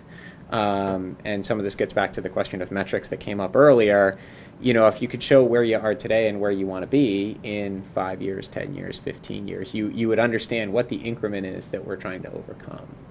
And it would allow for a community conversation about where do we want to get to and what are we willing to do to make that happen. I think this is a real challenge. I mean, it's a fine line between the data, which I think supports all that we're talking about, whether it's on the ADUs or whether it's on the different housing stock, and then also balancing that with what we want to achieve as a community, so the vision part of it. And I think those things are generally compatible, but it's sort of finding this area where, what are we willing to do to achieve that vision? But I think there's plenty of data out there, and there's certainly a lot in your presentation as well, but there's a lot, either whether it's the chart that Paul's talking about or whether there's data on the low income side of things. I think there's some misperception, at least in this community. Goes back to some of our concerns on this area, but I think there's some real concern that the low income brings in additional children than the higher income. I think the statistics don't bear that out, actually, but I think that's a common misperception. So if there's data that sort of supports that, look, we're all having less kids, whether it's low income or high income, that can address some of those concerns, because I think that's like a general perception that they come in with. I hate to say it like that, but low-income people come in with more kids is, I don't think, accurate. I think the Housing Commission is doing somewhat, trying to put a dent in the educational part, but you still get hit with the fact of the AMI and what it is compared to what it is around here. I mean, the AMI is what it is, but I'm saying the average income in the city is we're so far above that in so many different cases, and that drives the housing. That's what happens when you're the healthiest and the richest and the most educated and We're just that little bit of everything. Yeah. Hoorah. Dana, before you make any changes to your PowerPoint presentation, would you send me a copy of what you've presented tonight? Oh, yes, So that I can put that, those sentences or topics in the minutes. Thank you. Okay, definitely. All right. Well, I think we got this kicked off the right way. We give it a lot of input. I tried to No, make no, it brief. it's important. Oh, It's this is important. such an important, 2005. this is so important. It affects so much, and all of us have been thinking of it. But, something else I just want to make note, we're over here outside of the chamber, and, we get into much better discussions in here than we ever do over there. And I know sometimes they get a little bit out of hand, and it gets, probably the meetings get a little longer because of it, but still, it's a much different atmosphere over here. I don't think we got to your question. Your last question was, are we an inclusive community? I think that was your last question. Yeah. I think you've heard maybe some comments on that, but I'd be really interested to hear what the rest of, what the community does feel about that. We'll be putting that out there and try to get some input. And also, we wanted to thank you guys for letting Lindy serve on our. Oh, yeah, let me. Representing. Well, Lindy, representing you all in the Affordable Housing Policy Work Group has been really helpful. Oh, yeah, they let me. As part of your comp plan redevelopment, are you going to have community-wide meetings? Yes. Will be open? We're going to have 2 community forums. So we're going to talk about the comp plan and the affordable housing policy, since we're going through both processes at the same time. Right. I hope those get widely publicized, so people can plan on attending. Yeah. But it would be nice to have them of interest in the subject.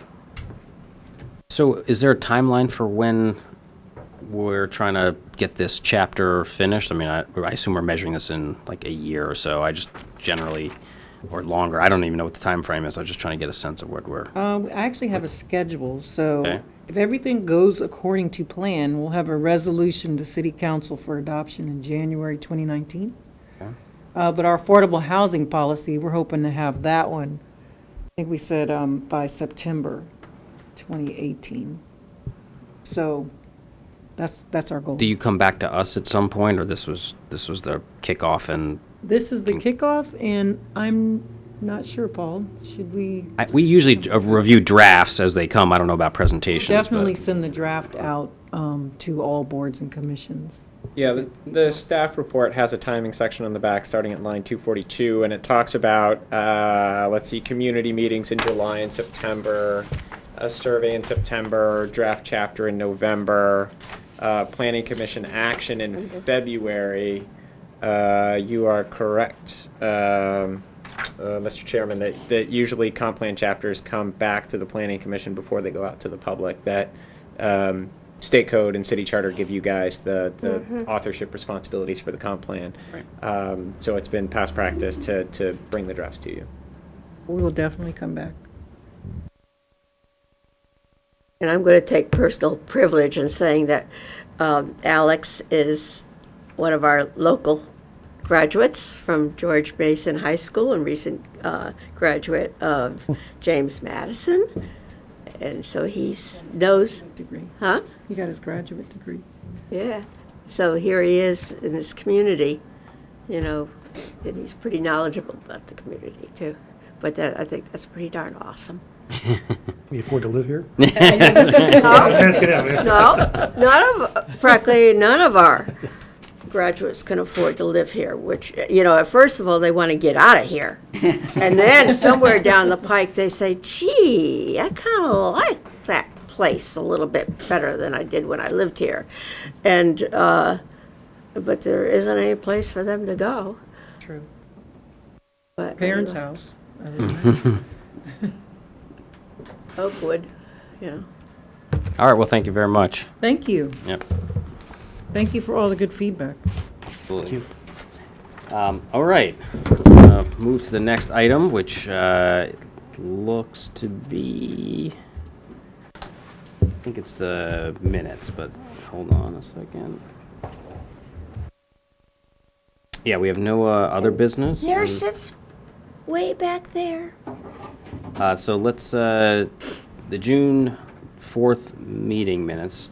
I was not in attendance, but do you guys have any comments you want to make about We the minutes? missed you. As I made it clear, I was at the I Game know 4 of the Washington exactly Capitals where you- game. We all knew and, exactly where you were. Probably had a better Lucky time duck. than you. Oh, absolutely, absolutely. That was a civic responsibility as a Washington, a regional. I was looking on a I regional know, basis. I know. The COG representative. Does anybody have any comments about these? No. I minutes? move that we look fine. approve the minutes of June 4th. Can I guess second? And I'll second it. All right, all those in favor? Aye. And I'm going to abstain. Tim, I didn't hear you. I assume you're all right. All right. We're all... Okay, then we're going to move to... I keep switching out. I'm going to switch back and forth. Any planning commissioner reports? Oh, wow.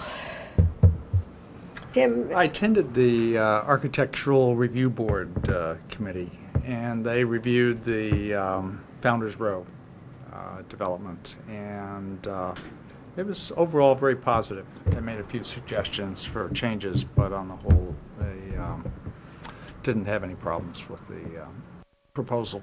Well, we did. We had plenty of problems. we had a lot of problems. And then both Tim and I were at last Monday night's city council meeting. That was a real marathon. And, Your picture was in the paper, sitting there in the front row. oh, yeah? Yeah. Oh, shucks. See, I've got proof. But I think there's going to be a lot of questions again about Founders Row, and a lot of groups reorganizing about different things. And I think there's a lot of questions from, a lot of people. But, and then the next part was all the, getting the language refined for the RFP. There's another little letter in there somewhere. RFDP. Okay, yeah, that one. And that was unfortunate. It was so late at night that it was very late at night, and that was a pretty darn important language. One of the things that I was kind of concerned about, and I mentioned it to Paul, was the timing with the Founders Row when it's coming back out to boards and commissions of when it's going to hit, and the timing as far as summer. And I guess now what is coming, they're supposed to make a decision in September now, not in August, right? Yeah, in terms of managing staff resources, what we've been looking at on the planning side is the sequencing of reviews of existing applications, Park and Lee, Founders Row, against the campus project, the 10-acre West Falls Church project. That past practice, several years ago, I think many of you will remember the city center project that went through plans for total redevelopment of North and South Maple Avenue, creating the Civic Center and the retail center. Yeah. And that pressed all of the planning staff into service on that project, and now the planning staff is a little bit bigger than it used to, but we've also got a larger portfolio that we're continuing to push forward on small area planning efforts, zoning efforts, transportation, bike share, grant applications. And so what we are looking for internally is to try and wrap up Founders Row before October. That would be the October month is when the exclusive agreement for negotiation with the developer is signed for the West Falls Church site. So between the way that's going to work out is that between October and I think approximately May of 2019, May or April of 2019, is when the City Council needs to get to its entitlements for the first vote on the 10-acre project. And since that is going to obviously require a lot of staff analysis and staff work, we are looking to try and wrap up Founders Row August, September.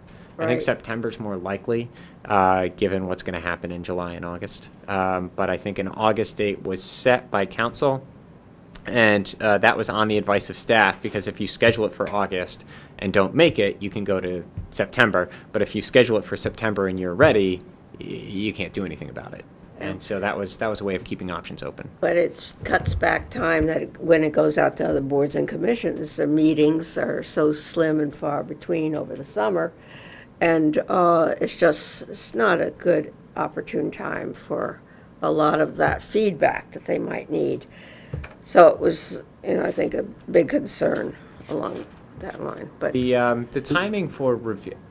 Sorry, if I may, the timing for review, that is one of the things that I think the Planning Commission had talked about during their advance. I had a conversation with a potential investor developer in the city, And one of the things I asked after he asked me a bunch of questions about the zoning process and the special exception, because these are different in all jurisdictions, so they need to know what they're up against. One of the questions I asked him is, what does it look like from your perspective in terms of this 3-year approval process after you get through pre-application, and then you got to get through site plan, and then you got to build the thing? And he brought up a point that I hadn't really considered. I knew cost went up, and that meant that some costs that could be going into project amenities, touches, Right. more affordable dwelling units, are instead going to soft costs, engineers, lawyers, architects.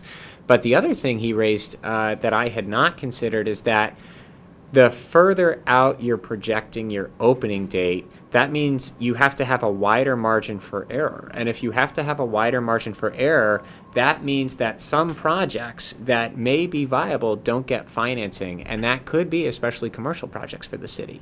That I don't know where the market cycle is going to be in 6, 7, 8 years, but I do know where it's going to be in 2, 3 years. So as a bank, I may be willing to finance a project with a higher level of commercial if I know it's going to open in 2 or 3 years versus if I know it's going to open in 7, 8 years. Right. And so we talked about whether the city's processes in terms of zoning are lining up with long-term goals.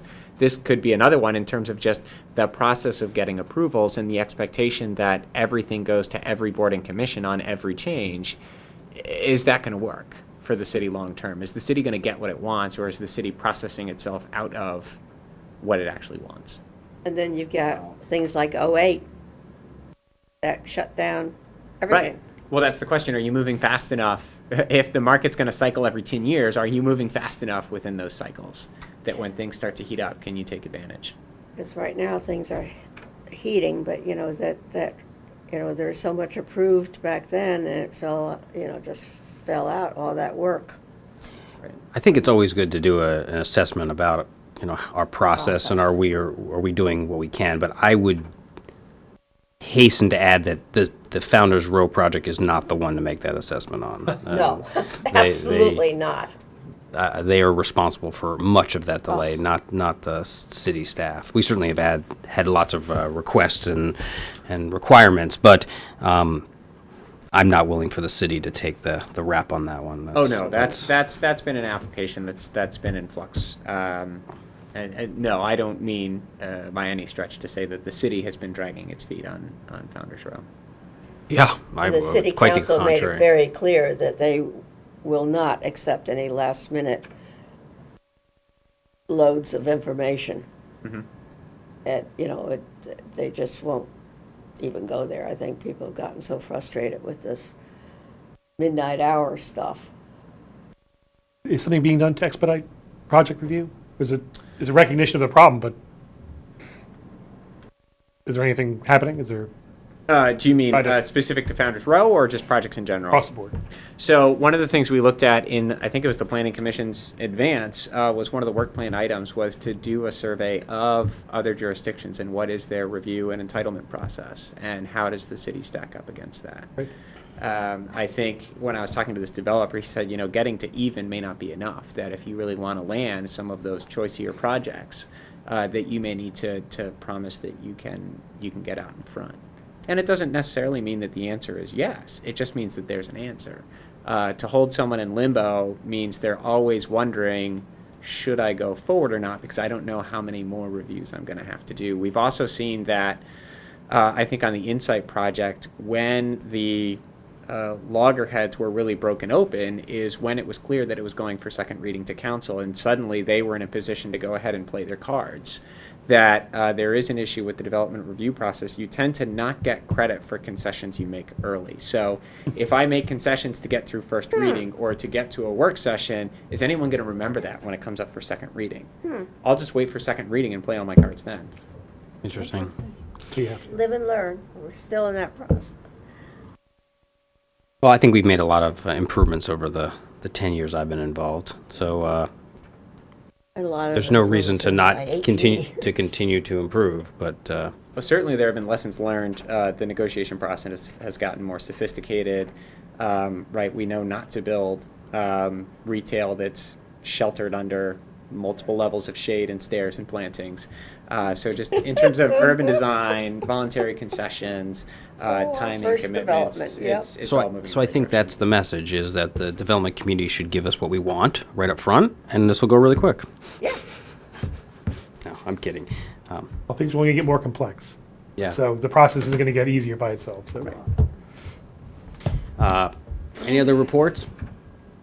Did we talk about the affordable housing? Well, And I just wonder how did the policy update. I know. It's coming along. Dana mentioned it, and it's moving along.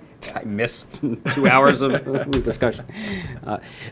Lindy, do you have a shameless plug for Tinner Hill? You always do. Oh, well, it didn't rain until right at the end. And I think, though, the threat of rain kept the numbers down. But man, did we have good music. And the participation of Liberty Barbecue and Mad Fox was really very, very nice. And all that were there had a wonderful time. We were dancing in the rain at around 9 o'clock at night, yeah. It looked like a fun event. And then, of course, Northside Social has opened. Yeah. And everybody's saying, Has where do we anybody gone? park? But they're getting there, they just have to figure it out. We're environmentally conscious, and we're walking to it. I tell you, that is really a cool place. Have you been to it? Yeah, a couple of times. Have you yeah. guys been? 3 times. Really? Yeah. I've been What- there it's like a twice. week, right? We can walk there, so it's great. And No, I feel like I'm out of we it. hit It just there, opened yes, last week. we hit there on Sunday, and man, was it. Actually, 4 times. We had I'll put a quick plug in. Every day. We got together. Yeah. The last 3 or 4 years, at the end of the Solarize campaign, we've gotten together with Vienna and Fairfax City, Oh, the so city you've all been councils. there. And so this past Monday, we did that, and they put up a tent at Cherry Hill Farmhouse, and we had the city councils from those other jurisdictions join us. And afterwards, Dave Tarter could not resist taking a walking tour to show off Harris Teeter and Northside Social, so we got to see it that evening as well. Wow. And then there's going to be a lot of changes in parking down there too, right? And that you're working on. Well, that was one of the things I wanted to make a plug for, that there was concern that that restaurant would not work because there was no parking. And I'm not sure that it would do any more business if it had even a single The parking space. owner is not nearly as concerned about parking as We are. many of us Yeah. are. So he says, And it seems to be working just fine. It's got 1 parking space, and that's the accessible parking space, and they seem to be doing just And fine. everybody, I think that he Isn't there needs a couple on the he needs side? to advertise more that you can park at City Hall and stuff. Right. And that's another thing that I think the restaurants and people need to do is reach out to their patrons and say, well, you can go there, and that's all acceptable. Just stay out of anything with a sign on it. I was just going to say, maybe we need some signs. That's what I was going to say. All right. Mr. Stoddard, do you have a report for us, or no? I don't have a printed report. I do have a couple of updates. One, the city's first annual community profile was finished and distributed. I'm sorry I don't have printed copies for you tonight, but it walks through some basic information about the city in terms of population changes, major advancements that the city has made, budgeting, public investments, private developments, and then tying back to the city's 2040 vision in the comp plan chapter. Each page of the community profile is dedicated to a different core value: environmental sustainability, social inclusivity, education, transportation. And obviously, with only 1 page of space and half of that being pictures or charts, it's obviously touching on the highlights. But this is already a well-received document, both internally and externally, that this is seen as something that could be used to market to developers. It could be used as something for prospective home buyers that want to know why they should pick the city versus some other area. It's also something that staff is using. Already our finance staff was saying, well, this is great, because when I go out for bond issuances, I don't have to research all this information myself. It's already right here. And hopefully it'll also improve the public discourse around basic facts and figures about rates of change in and around the city. We can get that to you electronically. We can also bring printed copies to the next meeting. Electronic. We can distribute electronic meetings. Always. Not a problem. Let's see, second item to update you on, I think Commissioner Hockenberry already mentioned it, that the round 2 of the RFP For West Falls Church, the RFD for detailed P has gone out, and that has gone out to the 3 selected firms, Comstock, Rushmark, and EYA and P. and Hoffman. That was the recommendation coming out of the down select committee. It was also then the final selection made by City Council. Exciting. It is exciting. I think those proposals are due back in August. And then final selection would be made in, I guess, September. And then In July, the school one is coming in, right? Well, I was just going to say, on the school side, our down select committee is still in process, and the end of this month is when Yeah. that effort will be Yeah. concluded. both of these will be obviously important projects for the city, and I think it really talks about the importance of the site planning process and connectivity, that the schools will be going through a required site plan process, and that'll be an opportunity to make sure that these systems are talking to each other. Are we successfully talking about the West Falls Church direct access ramps, access to Route 7, access to the new West Falls Church project? How do you get across to the grocery store where the Giant is? How do you get across the street at Haycock? How do you connect to the WNOD? What do you do with your environmental systems? Stormwater in particular. Right. How do you handle that on a larger scale? Third item to update you on, some success stories. The Northern Virginia Transportation Authority, the NVTA, voted on its 6-year program. The city was the recipient of 2 substantial awards. First, I believe, was approximately $15.7 million to support West Falls Church. I want to make sure to give credit to Carrie Odenino, who's not here tonight, but she does have a nice video up on Facebook talking about the success of the project. It's on the city's Facebook page for anybody who hasn't seen it. And it talked about the importance of the project to the city and the West Falls Church development. The second award was to the Northern Virginia Regional Park Authority, which goes by Nova Parks, for I think it was about $3.5 million to implement dual trails. The City of Falls Church is the pilot location for dual trails implementation along the WNOD. Very fitting. The City of Falls Church was the first mile of the WNOD that opened in the 1970s, so it's very fitting that the city be the first mile of dual trails that opens here in maybe the 2020s. But both very exciting for the city, and both move forward on important planning efforts. And that was a surprise. You didn't expect? That was the one we did not expect. That there was, I think there was differing tones or intonations on different phone calls, and so I think some Nova Park staff had a very grim look at the future, but it turned out to be unwarranted.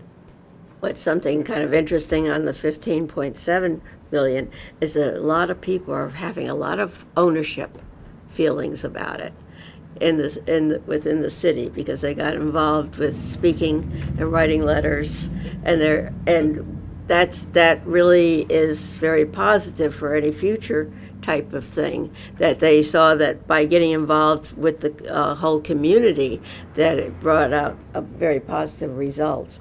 We had 134 positive responses from the city, which put us in quite high. Near the top. There was, I think, one community outdid us when I think 75% of their town showed up to submit comments, all 13 of them. But no, it was a small community in a small town in Loudoun County. Really felt a strong need for some transportation work, and they were small enough, and it was important enough to the community that a substantial percentage of the community contributed, substantial in percentage as well as number. I think the city has been able to flex its muscle on the public engagement front, that bike share funds were awarded for a similar reason, that the city was able to mobilize public comments through a number of channels to win award. Just something, as another comment, I forgot to mention the Parks and Rec, but they are they're of course making plans for 4th of July, but if things start moving up there at the school site, that might be one of our last ones. Yeah. Well, congratulations to the city and everybody who's involved on those grants. Those are huge wins, and It's I'm fantastic. excited for actually both those, but the WNOD specifically on a personal level. I think that's fantastic and something we've been working on really hard for a number of years, so that's really exciting. Big chimneys. All right. That's it? That is it for the planning director's report, yes. All right, then we're going to move on to the big chimneys. We are only 13 minutes late, which I am very impressed with based on the way this meeting has gone. We made up time in other areas, so sorry to keep you waiting. But we're ready to tackle this project. Mr. Chairman, if I may, before you is this is designed as a work session with the project manager, Kim Callahan, who is here tonight. In the staff report, you'll see that there are, of course, sections to be completed that we're rolling out this templated look. So looking at sort of what is the request or the action before you tonight, a little bit of background on the site, and then lines 42 talking about authority for review and what is the site plan review and approval process. And of course, staff review comments will come in as the Development Review Committee takes a more thorough look at the application. Okay, so tonight is really about introducing you to the designs that have been developed and walking through next steps for approval and ultimately construction. Kim. I'm Kim Callahan with Department of Public Works, project managers for Big Chimneys Park. As Paul mentioned, I did submit the site plan June 11th, so the goal here tonight is really to get your preliminary comments on the overall design and plan so that if I need to make modifications to the plan, I can do that as part of the site plan process. Thought I would start out with just the existing conditions of Big Chimneys to orient everybody to the, this doesn't work very well. Okay. This mouse is not working. Orient everybody to the mosquitoes. Along the north end of the park that fronts Annandale Road, there's a berm that's about 2 to 3 feet high that's planted with some street trees, and there's an entrance at the northwest corner of the site, an asphalt trail with some planters and trees in there. There's also a Eagle Scout project that was done that recreated the footprint of Big Chimneys, although that is not where the actual Big Chimney structure was, so we will not be saving that Eagle Scout project as in the redesign. Along the frontage along the border with Winter Hill, there's a planted buffer, and there's also 2 ingress-egress from the Winter Hill community to the park. In addition, there's the play equipment that is outdated that needs to be replaced. And there's a lot of existing trees on site, many of which we're trying to save. And at the south end of the park is more of kind of a damp, swampy area that we're going to try to fix as we redesign the plaza. And then the last entrance is the south entrance along Shirley Street. We will be maintaining that entrance as the design moves forward. But in order to up here is the design for the new Big Chimneys Park, and what we use the updated master plan, which was updated in 2016, as our starting point and as our guide. But we also reached out to the community. We went to many Recreation and Park Advisory Board meetings. We had several community meetings, one with the general community and with Winter Hill, in order to get their feedback and make sure that what was in the master plan was still holding true with what the community really wanted to see in that park. And what we found is that they did align. The main points that kept coming up as we talked to the community that were also included in the master plan were that they wanted to get new play equipment, which was outdated. They wanted to solve the stormwater and a drainage problem down at the south end of the park. They wanted an ADA access from all parts of the site. And they wanted open space so that they could have informal, active, and passive recreation activities. They didn't want the whole park to be taken over by play equipment. They did want that green kind of open space, and they wanted the shade from the mature trees. And they also wanted a pavilion, a place to have birthday parties or small community activities, and lighting and park visibility to make the park feel safer and more visible and kind of invite the community into the park, because now it's really kind of hidden behind that berm and you don't necessarily know that it's there when you're driving down Annandale Road.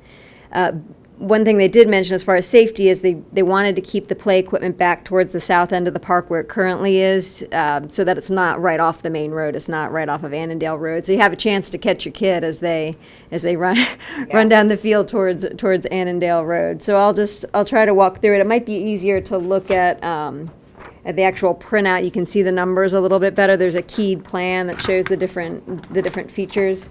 But I'll start. I'm sorry. Oh, here's.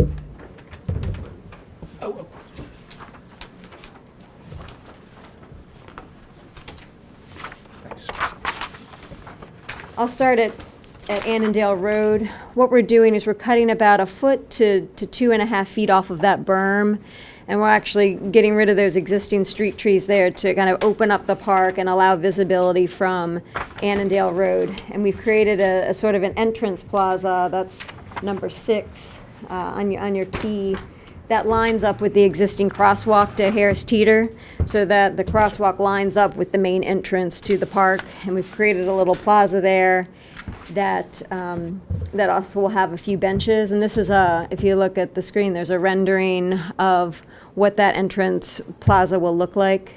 In addition to lining that up with the crosswalk, we've also created an ADA accessible ramp down to that crosswalk, and we'll be repainting that crosswalk. And the current flashing signal that's there will remain. But you'll notice there's kind of a grate across the sidewalk there. That's to allow the storm water to keep flowing through the curb and gutter, and then the sidewalk ramps down towards the existing crosswalk. We go back. Number 4 is the pavilion. It's going to be a smaller pavilion, more like what we have at Madison Park. Enough room for about 2 6-person tables to fit under that. So not huge community events like Cherry Hill, but more like a birthday party or Winter Hill Easter egg hunt they mentioned they like to have at the park, things like that, smaller in nature. And then we have the open space where it currently is. We've maintained that open space and that large willow oak, number 18 there. We went to great lengths to save that tree, kind of just to the north of the playground equipment there. It's a large, beautiful tree that's in good health, so we made sure to save that. And speaking of trees, you'll notice on the south side of the play equipment, there's 3 other large trees that we designed the park around in order to save. Some of those, the elm tree, was something that the Winter Hill community really asked us to look into saving, as well as the 32-inch red maple and another 36-inch willow oak that we'd hope would provide some shade for that playground area, because that's what people really like, is the shadiness of the park. And the circles, the smaller circle to the kind of southwest is for the smaller children, ages 2 to 5. And then we have the larger circle for the kids where the larger kids' equipment will be for ages 5 to 12. And that arc above the circle is where the swings will be. We'll have a different variety of swings, a basket swing, baby swings, a mommy and me swing, and just typical kid swings. And then you'll notice that we only have one access from the Winter Hill community into the park, and that was actually their choice. They wanted to consolidate their access points and just have one ADA accessible access point. And we're working with them now to get the necessary letters of permission we need to actually construct that entrance. The main trail that runs from Annandale all the way through to Shirley Street is 8 feet wide, so it's a nice large trail that will allow, I see this as a pathway between the Harris Teeter development and Pearson Square. It's going to be a big cut through for people, so we wanted to make sure that we provided a large enough trail. And then the smaller trails, the 6-foot trails, are the ones that are going north-south from the Winter Hill community down towards Bowl America. The other feature to point out is that we're building seat walls kind of around those arcs of the play equipment that are about 1.5 feet to 2 feet tall and about 16 inches wide. So that'll provide a lot of seating area for parents to be able to watch their kids on the swings or in the play area. And I see that also as things for kids to climb on and walk along as well. We'll also be providing a drinking fountain at that's number 7. Kind of right between the 2 play areas there. It's an important feature that people asked about. And then the area to the south will just remain kind of a natural area. We've saved the trees there, so we can't do a whole lot with the grading, and we can't really install any equipment in there. So we're just keeping that as kind of a natural play area, building up some berms. Potentially we could put a sand pit in there. Originally, that was going to be our bioretention facility, but the soils do not infiltrate. Surprise, surprise, I guess that's why there's a problem there. And by the time you dig down, and even if you can't even put an under drain because then you're too low to tie into the existing storm structure. So what we have to do is put several inlets throughout the park and create our own storm network system, and we're tying into an inlet all the way down Shirley Street, A which is huge problem rather expensive. in planning it. Yeah, yeah. It's, you're too low already, and there's nowhere for the water to go. So we just have to collect it. We're going to be treating the water. We're meeting our water quality requirements through a storm scepter. It's a manufactured BMP. And then we also have to buy just a few nutrient credits to get us the rest of the way. But a majority will be met by that storm scepter. And then we're also doing soil amendments throughout the site so that water can better infiltrate. I think those are the main features, main points of the park. I'd be curious to know if you had any concerns or comments. So the credits don't really help the city any, right? They don't, but we tried as much as we can within our budget we're meeting. We only need like 0.02 Pounds. credits, pounds to just get us over the water quality requirements. So that's certainly not what we want to do. We don't want to take the easy way out, but there's just nowhere on site to really treat it. So we have to go with the storm scepter. Just the one bike rack next to the pavilion? There's two. There's two. There's one at the north end of the site as well. Actually, there's three. Yeah, I thought I had a couple of comments about the bike rack. I guess we had one here that I thought was oddly placed, honestly, bottom. and I don't know. I guess it's the farthest east, or we're calling that northeast. I guess part of the park. Northeast. I thought that was unusual placement for that bike rack. Yes. I did think one should be generally by this entrance. Obviously, one was by the pavilion. I thought one was missing really by the Shirley Road entrance. Yeah. I'd like to see it. Okay. That's a good idea. And similarly, the trash receptacle on that Shirley entrance. I felt like Okay. you got one in the other locations. This, you have to remind me. The circle number 2, and it's got a little A next to it. I don't know if we're looking at the same drawing, but that connects to like right behind the bowling alley. That A there is that's the section, that's the cross section. So that A doesn't mean anything, but you're talking about the trail that comes around. Yeah, so it's got this really nice like circular trail, and it leads. And does that just go right to the brick wall? No, it goes to where the existing trail from the Bowl America site leads. And the thought behind, and that actually brings you all the way around that play area. There was concern, there was a lot of people that walk their dogs in this park and through the park, and people didn't want to have to walk their dogs through the middle of that play zone. So we kind of swooped the trail around the play zone so they can go back behind, go all the way around it. But it also lined up with where that existing kind of cut through from Bowl America is now, because I know that was just I had heard a couple different comments that they wanted to maintain that kind of access back through Bowl America, so people were going to cut through anyway. So it just lined up. It serves two purposes. One, it allows people another way around the play area, but it also leads to that existing kind of Bowl America footpath. Okay. I mean, this I live by the Harris Teeter, or Okay. in the building, so I'm in this park actually a reasonable amount. Okay. There is a lot of cross traffic. It's always surprised me that people come from like the bowling alley, that cut through and then move right into the Winter Hill kind of area. So, I mean, I guess it makes sense. It just seems to me that it's going to nowhere. nowhere. Right. And you have the number 12. You denote this as Tri-Runner. I don't know what a Tri-Runner is. Oh, that was a piece of equipment. That's an extra piece of equipment.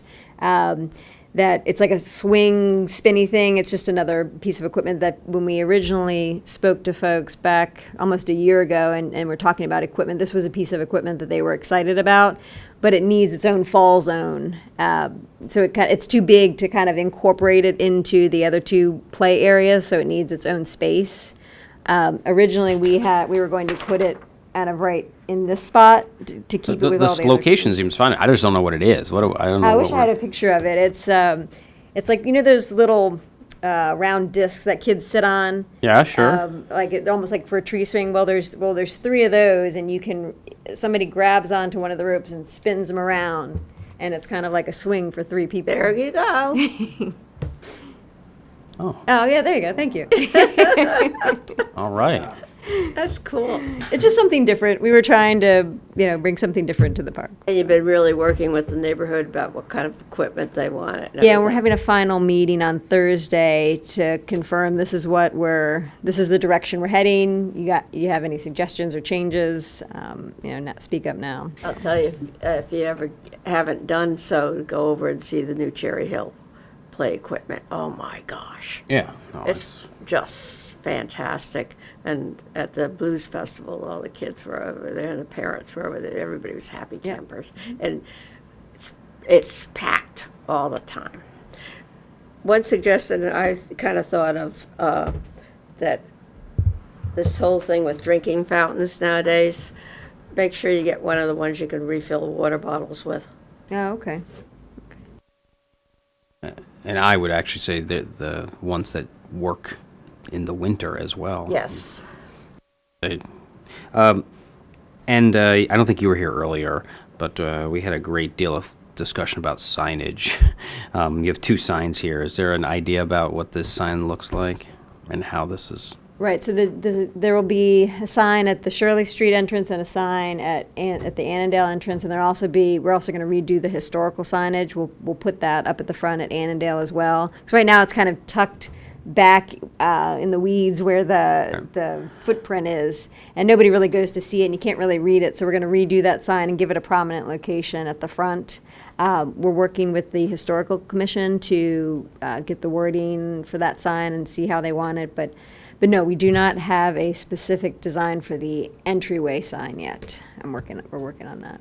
You might want to just look at this report that was given to us tonight.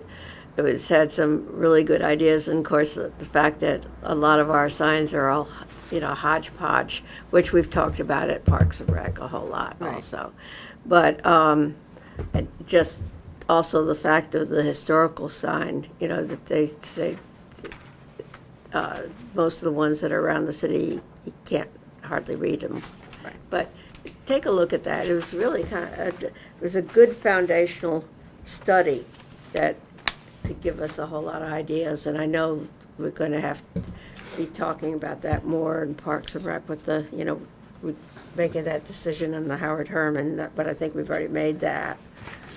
Yes, I mean, I think that's a good idea to take a look at that study. But That was earlier tonight? It was tonight. Okay. But essentially the point was, there was numerous points about that, but one of the main one was consistency. And so I know Parks and Recs is trying to deal with this, but and I don't know what we're going to do as a city in terms of our signage, but my recommendation would just simply be let's try to be as consistent as we can. If we're going to follow the West End Park design, that's fine. I don't have a strong preference about what the sign is, but it would be my preference that it matches what we have in some of the other parks, so that we're not starting I think they a new started design. having that red and white sign at several other parks. Great, that's great. Just But I don't think we're going to have an archway sign over We at can't this park. afford it It's not, either, it's no. not, it would not be practical. So if we're not, that's okay. Just that we saw some examples of like big, what was one of the parts? If we could make it consistent, Sure. so that this is not an area we need to go back and change the signs for, would be It ties great. into the branding of the city.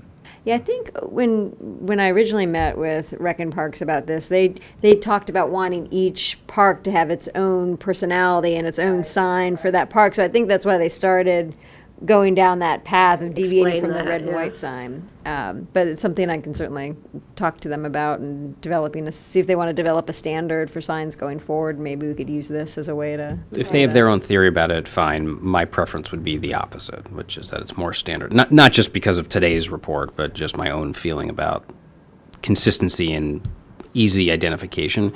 But if people are thinking about it and they come to a different decision, that's obviously okay. But my preference would be consistency. And I think that would be a good thing to bring forth when we're doing a lot of talking over there now. They were even talking about the sign over by the Presbyterian Church and to that area over there. You know, just the fact of having the consistency of signs. Okay. So might, I can and bring I'll up. bring forth What was the also. budget for this? The total budget was $1 million, but that's not just construction. That's construction and soft costs, design and engineering, and my city staff time. So, Plantings. well, yeah, everything. Yeah. And one of the big things was it couldn't tie into a lot of the major stormwater over there. Yeah. Which ended up making it more expensive with the stormwater situation.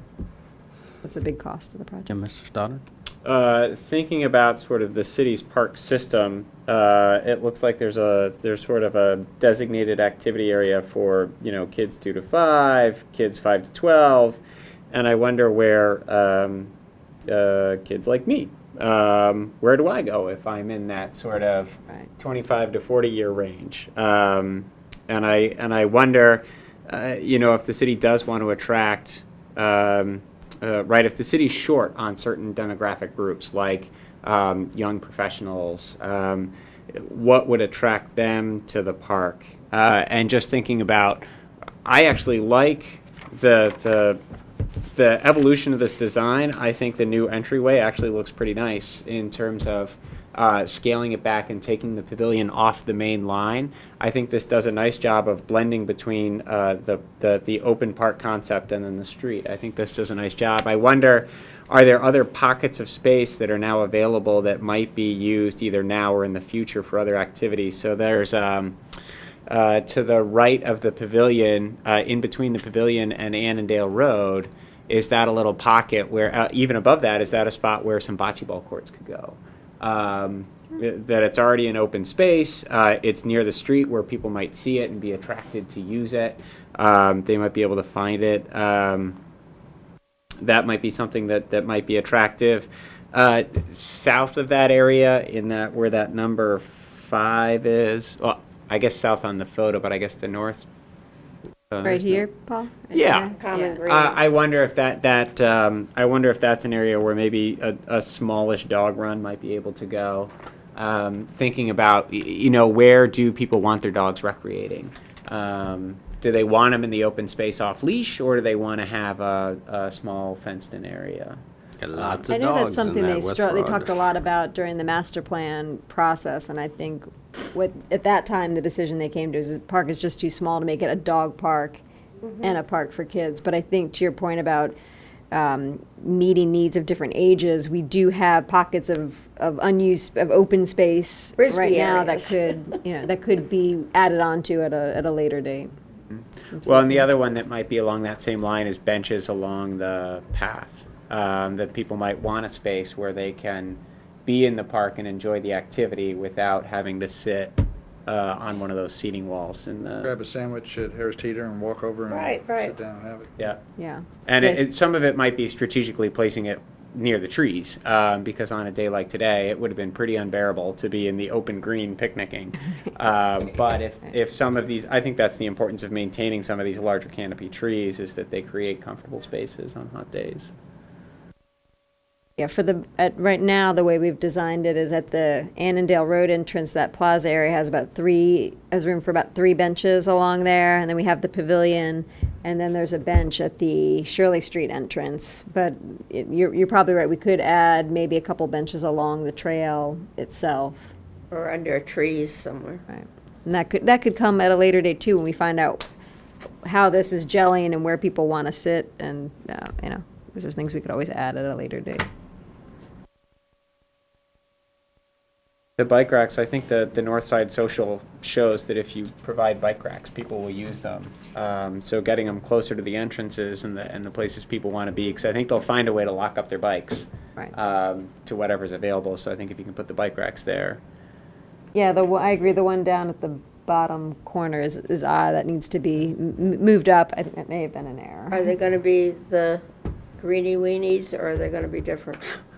The greenie weenie bikes. Racks. I know that we had several extra the greenie bikes that we were going to plan to use for this park. Awesome ones. Yeah, I know. They're not as efficient as just the Right. simple. Right, but they're cute. Yep. They're tell you where to go. branding. They're branding. Yeah. Some people ask, what is it? Come on, world? You know? Yeah, so it would be the green bikes. Is our plan. Anything else?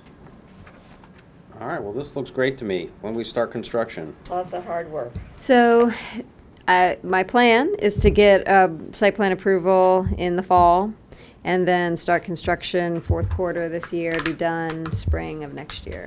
That's the goal. We got a water feature going on? Oh, God. I've been asked about that many times. Can't we put a water feature here? Is there? No. Did you have any luck? Rid of the water. Did you have any luck on the other thing going with Fairfax County? With the, getting the contract for the downtown plaza? The jock contract? Yeah. I'm working on it. We've got some pricing. I'm going back and forth, working with them, trying to tighten up the numbers a bit for that project. So, Kim, thinking to your timing section there, the Planning Commission public hearing in the fall of 2018, is there anything this group or maybe additional advertising can do to make clear that that is the final opportunity for public input prior to sort of public acceptance of the plan and moving forward with the contract? well, I will have I'm meeting with the I advertised a community meeting for this Thursday. Yeah. And my plan was to kind of talk about the process moving forward, about how this is going through the site plan process, and this is your opportunity to provide your input. So the people that are at that meeting will certainly hear it. As far as how to broadcast that out to a larger group, not Because it's expensive to go through the site plan process, get planning commission approval, and then change the plan. So I wonder, how do we structure this in messages so that Sure. everyone understands, council, the public, stakeholders, that this is the group that sets the design, and once that's set, it really shouldn't change. Does Amen. Kate Celeste, the city clerk, help with that as far as just sending out a note to the boards and commissions and maybe some of the groups like BEPAS and so forth that usually comment on these things to say, here's when this is going to be heard and open to the public? Yeah, certainly. I mean, I guess I thought of this as any other project. You submit a site plan, and then planning distributes it right to the various boards and commissions for their comment, correct? Right. Right. I'm just thinking about the ongoing efforts with the downtown park, that there was a successful site plan vote, and somehow that wasn't the mark of finality that we might have expected. Oh, there were many things that played into that budget, and it Yeah, was very mainly the controversial to budget. begin with. Right. This is hopefully less controversial. Yeah. I'm just wondering if there's something that this group can do to sort of lend its weight and say, this is it. The other thing is we could send out an e-blast or post it on OCOM. We have a website or a page for this project. Certainly, we could maybe put a message up on that page as well and have it advertised. Anything we do, I agree. I don't think this is controversial, but I don't want to repeat what we had to do with the downtown plaza. That We was, don't want everybody coming in and saying, I want to change the whole darn thing either. no, I don't mind if they want to say that during the proper time. But when it's been voted on and we've taken public comment for multiple years, I am not as receptive to that. Not taking away any parking places on this, right? All right, well, thank you very much. Okay. I appreciate it, and let's hope we can stick to your schedule and get a shovel in the ground. To get this done. All kinds of things. All right, I think we're coming to the home stretch, right? Is that it? Correct, there is one item left on the agenda. Oh, Bringing it up, hold on. just gonna leave. There's one more, I got the last one being adjournment. What's- That is correct. Oh, okay, that's what I thought. That should, Oh, you wise guy. Adjourned. that should have been before the work session. But Wise anyway. guy. All right, thank you, everybody.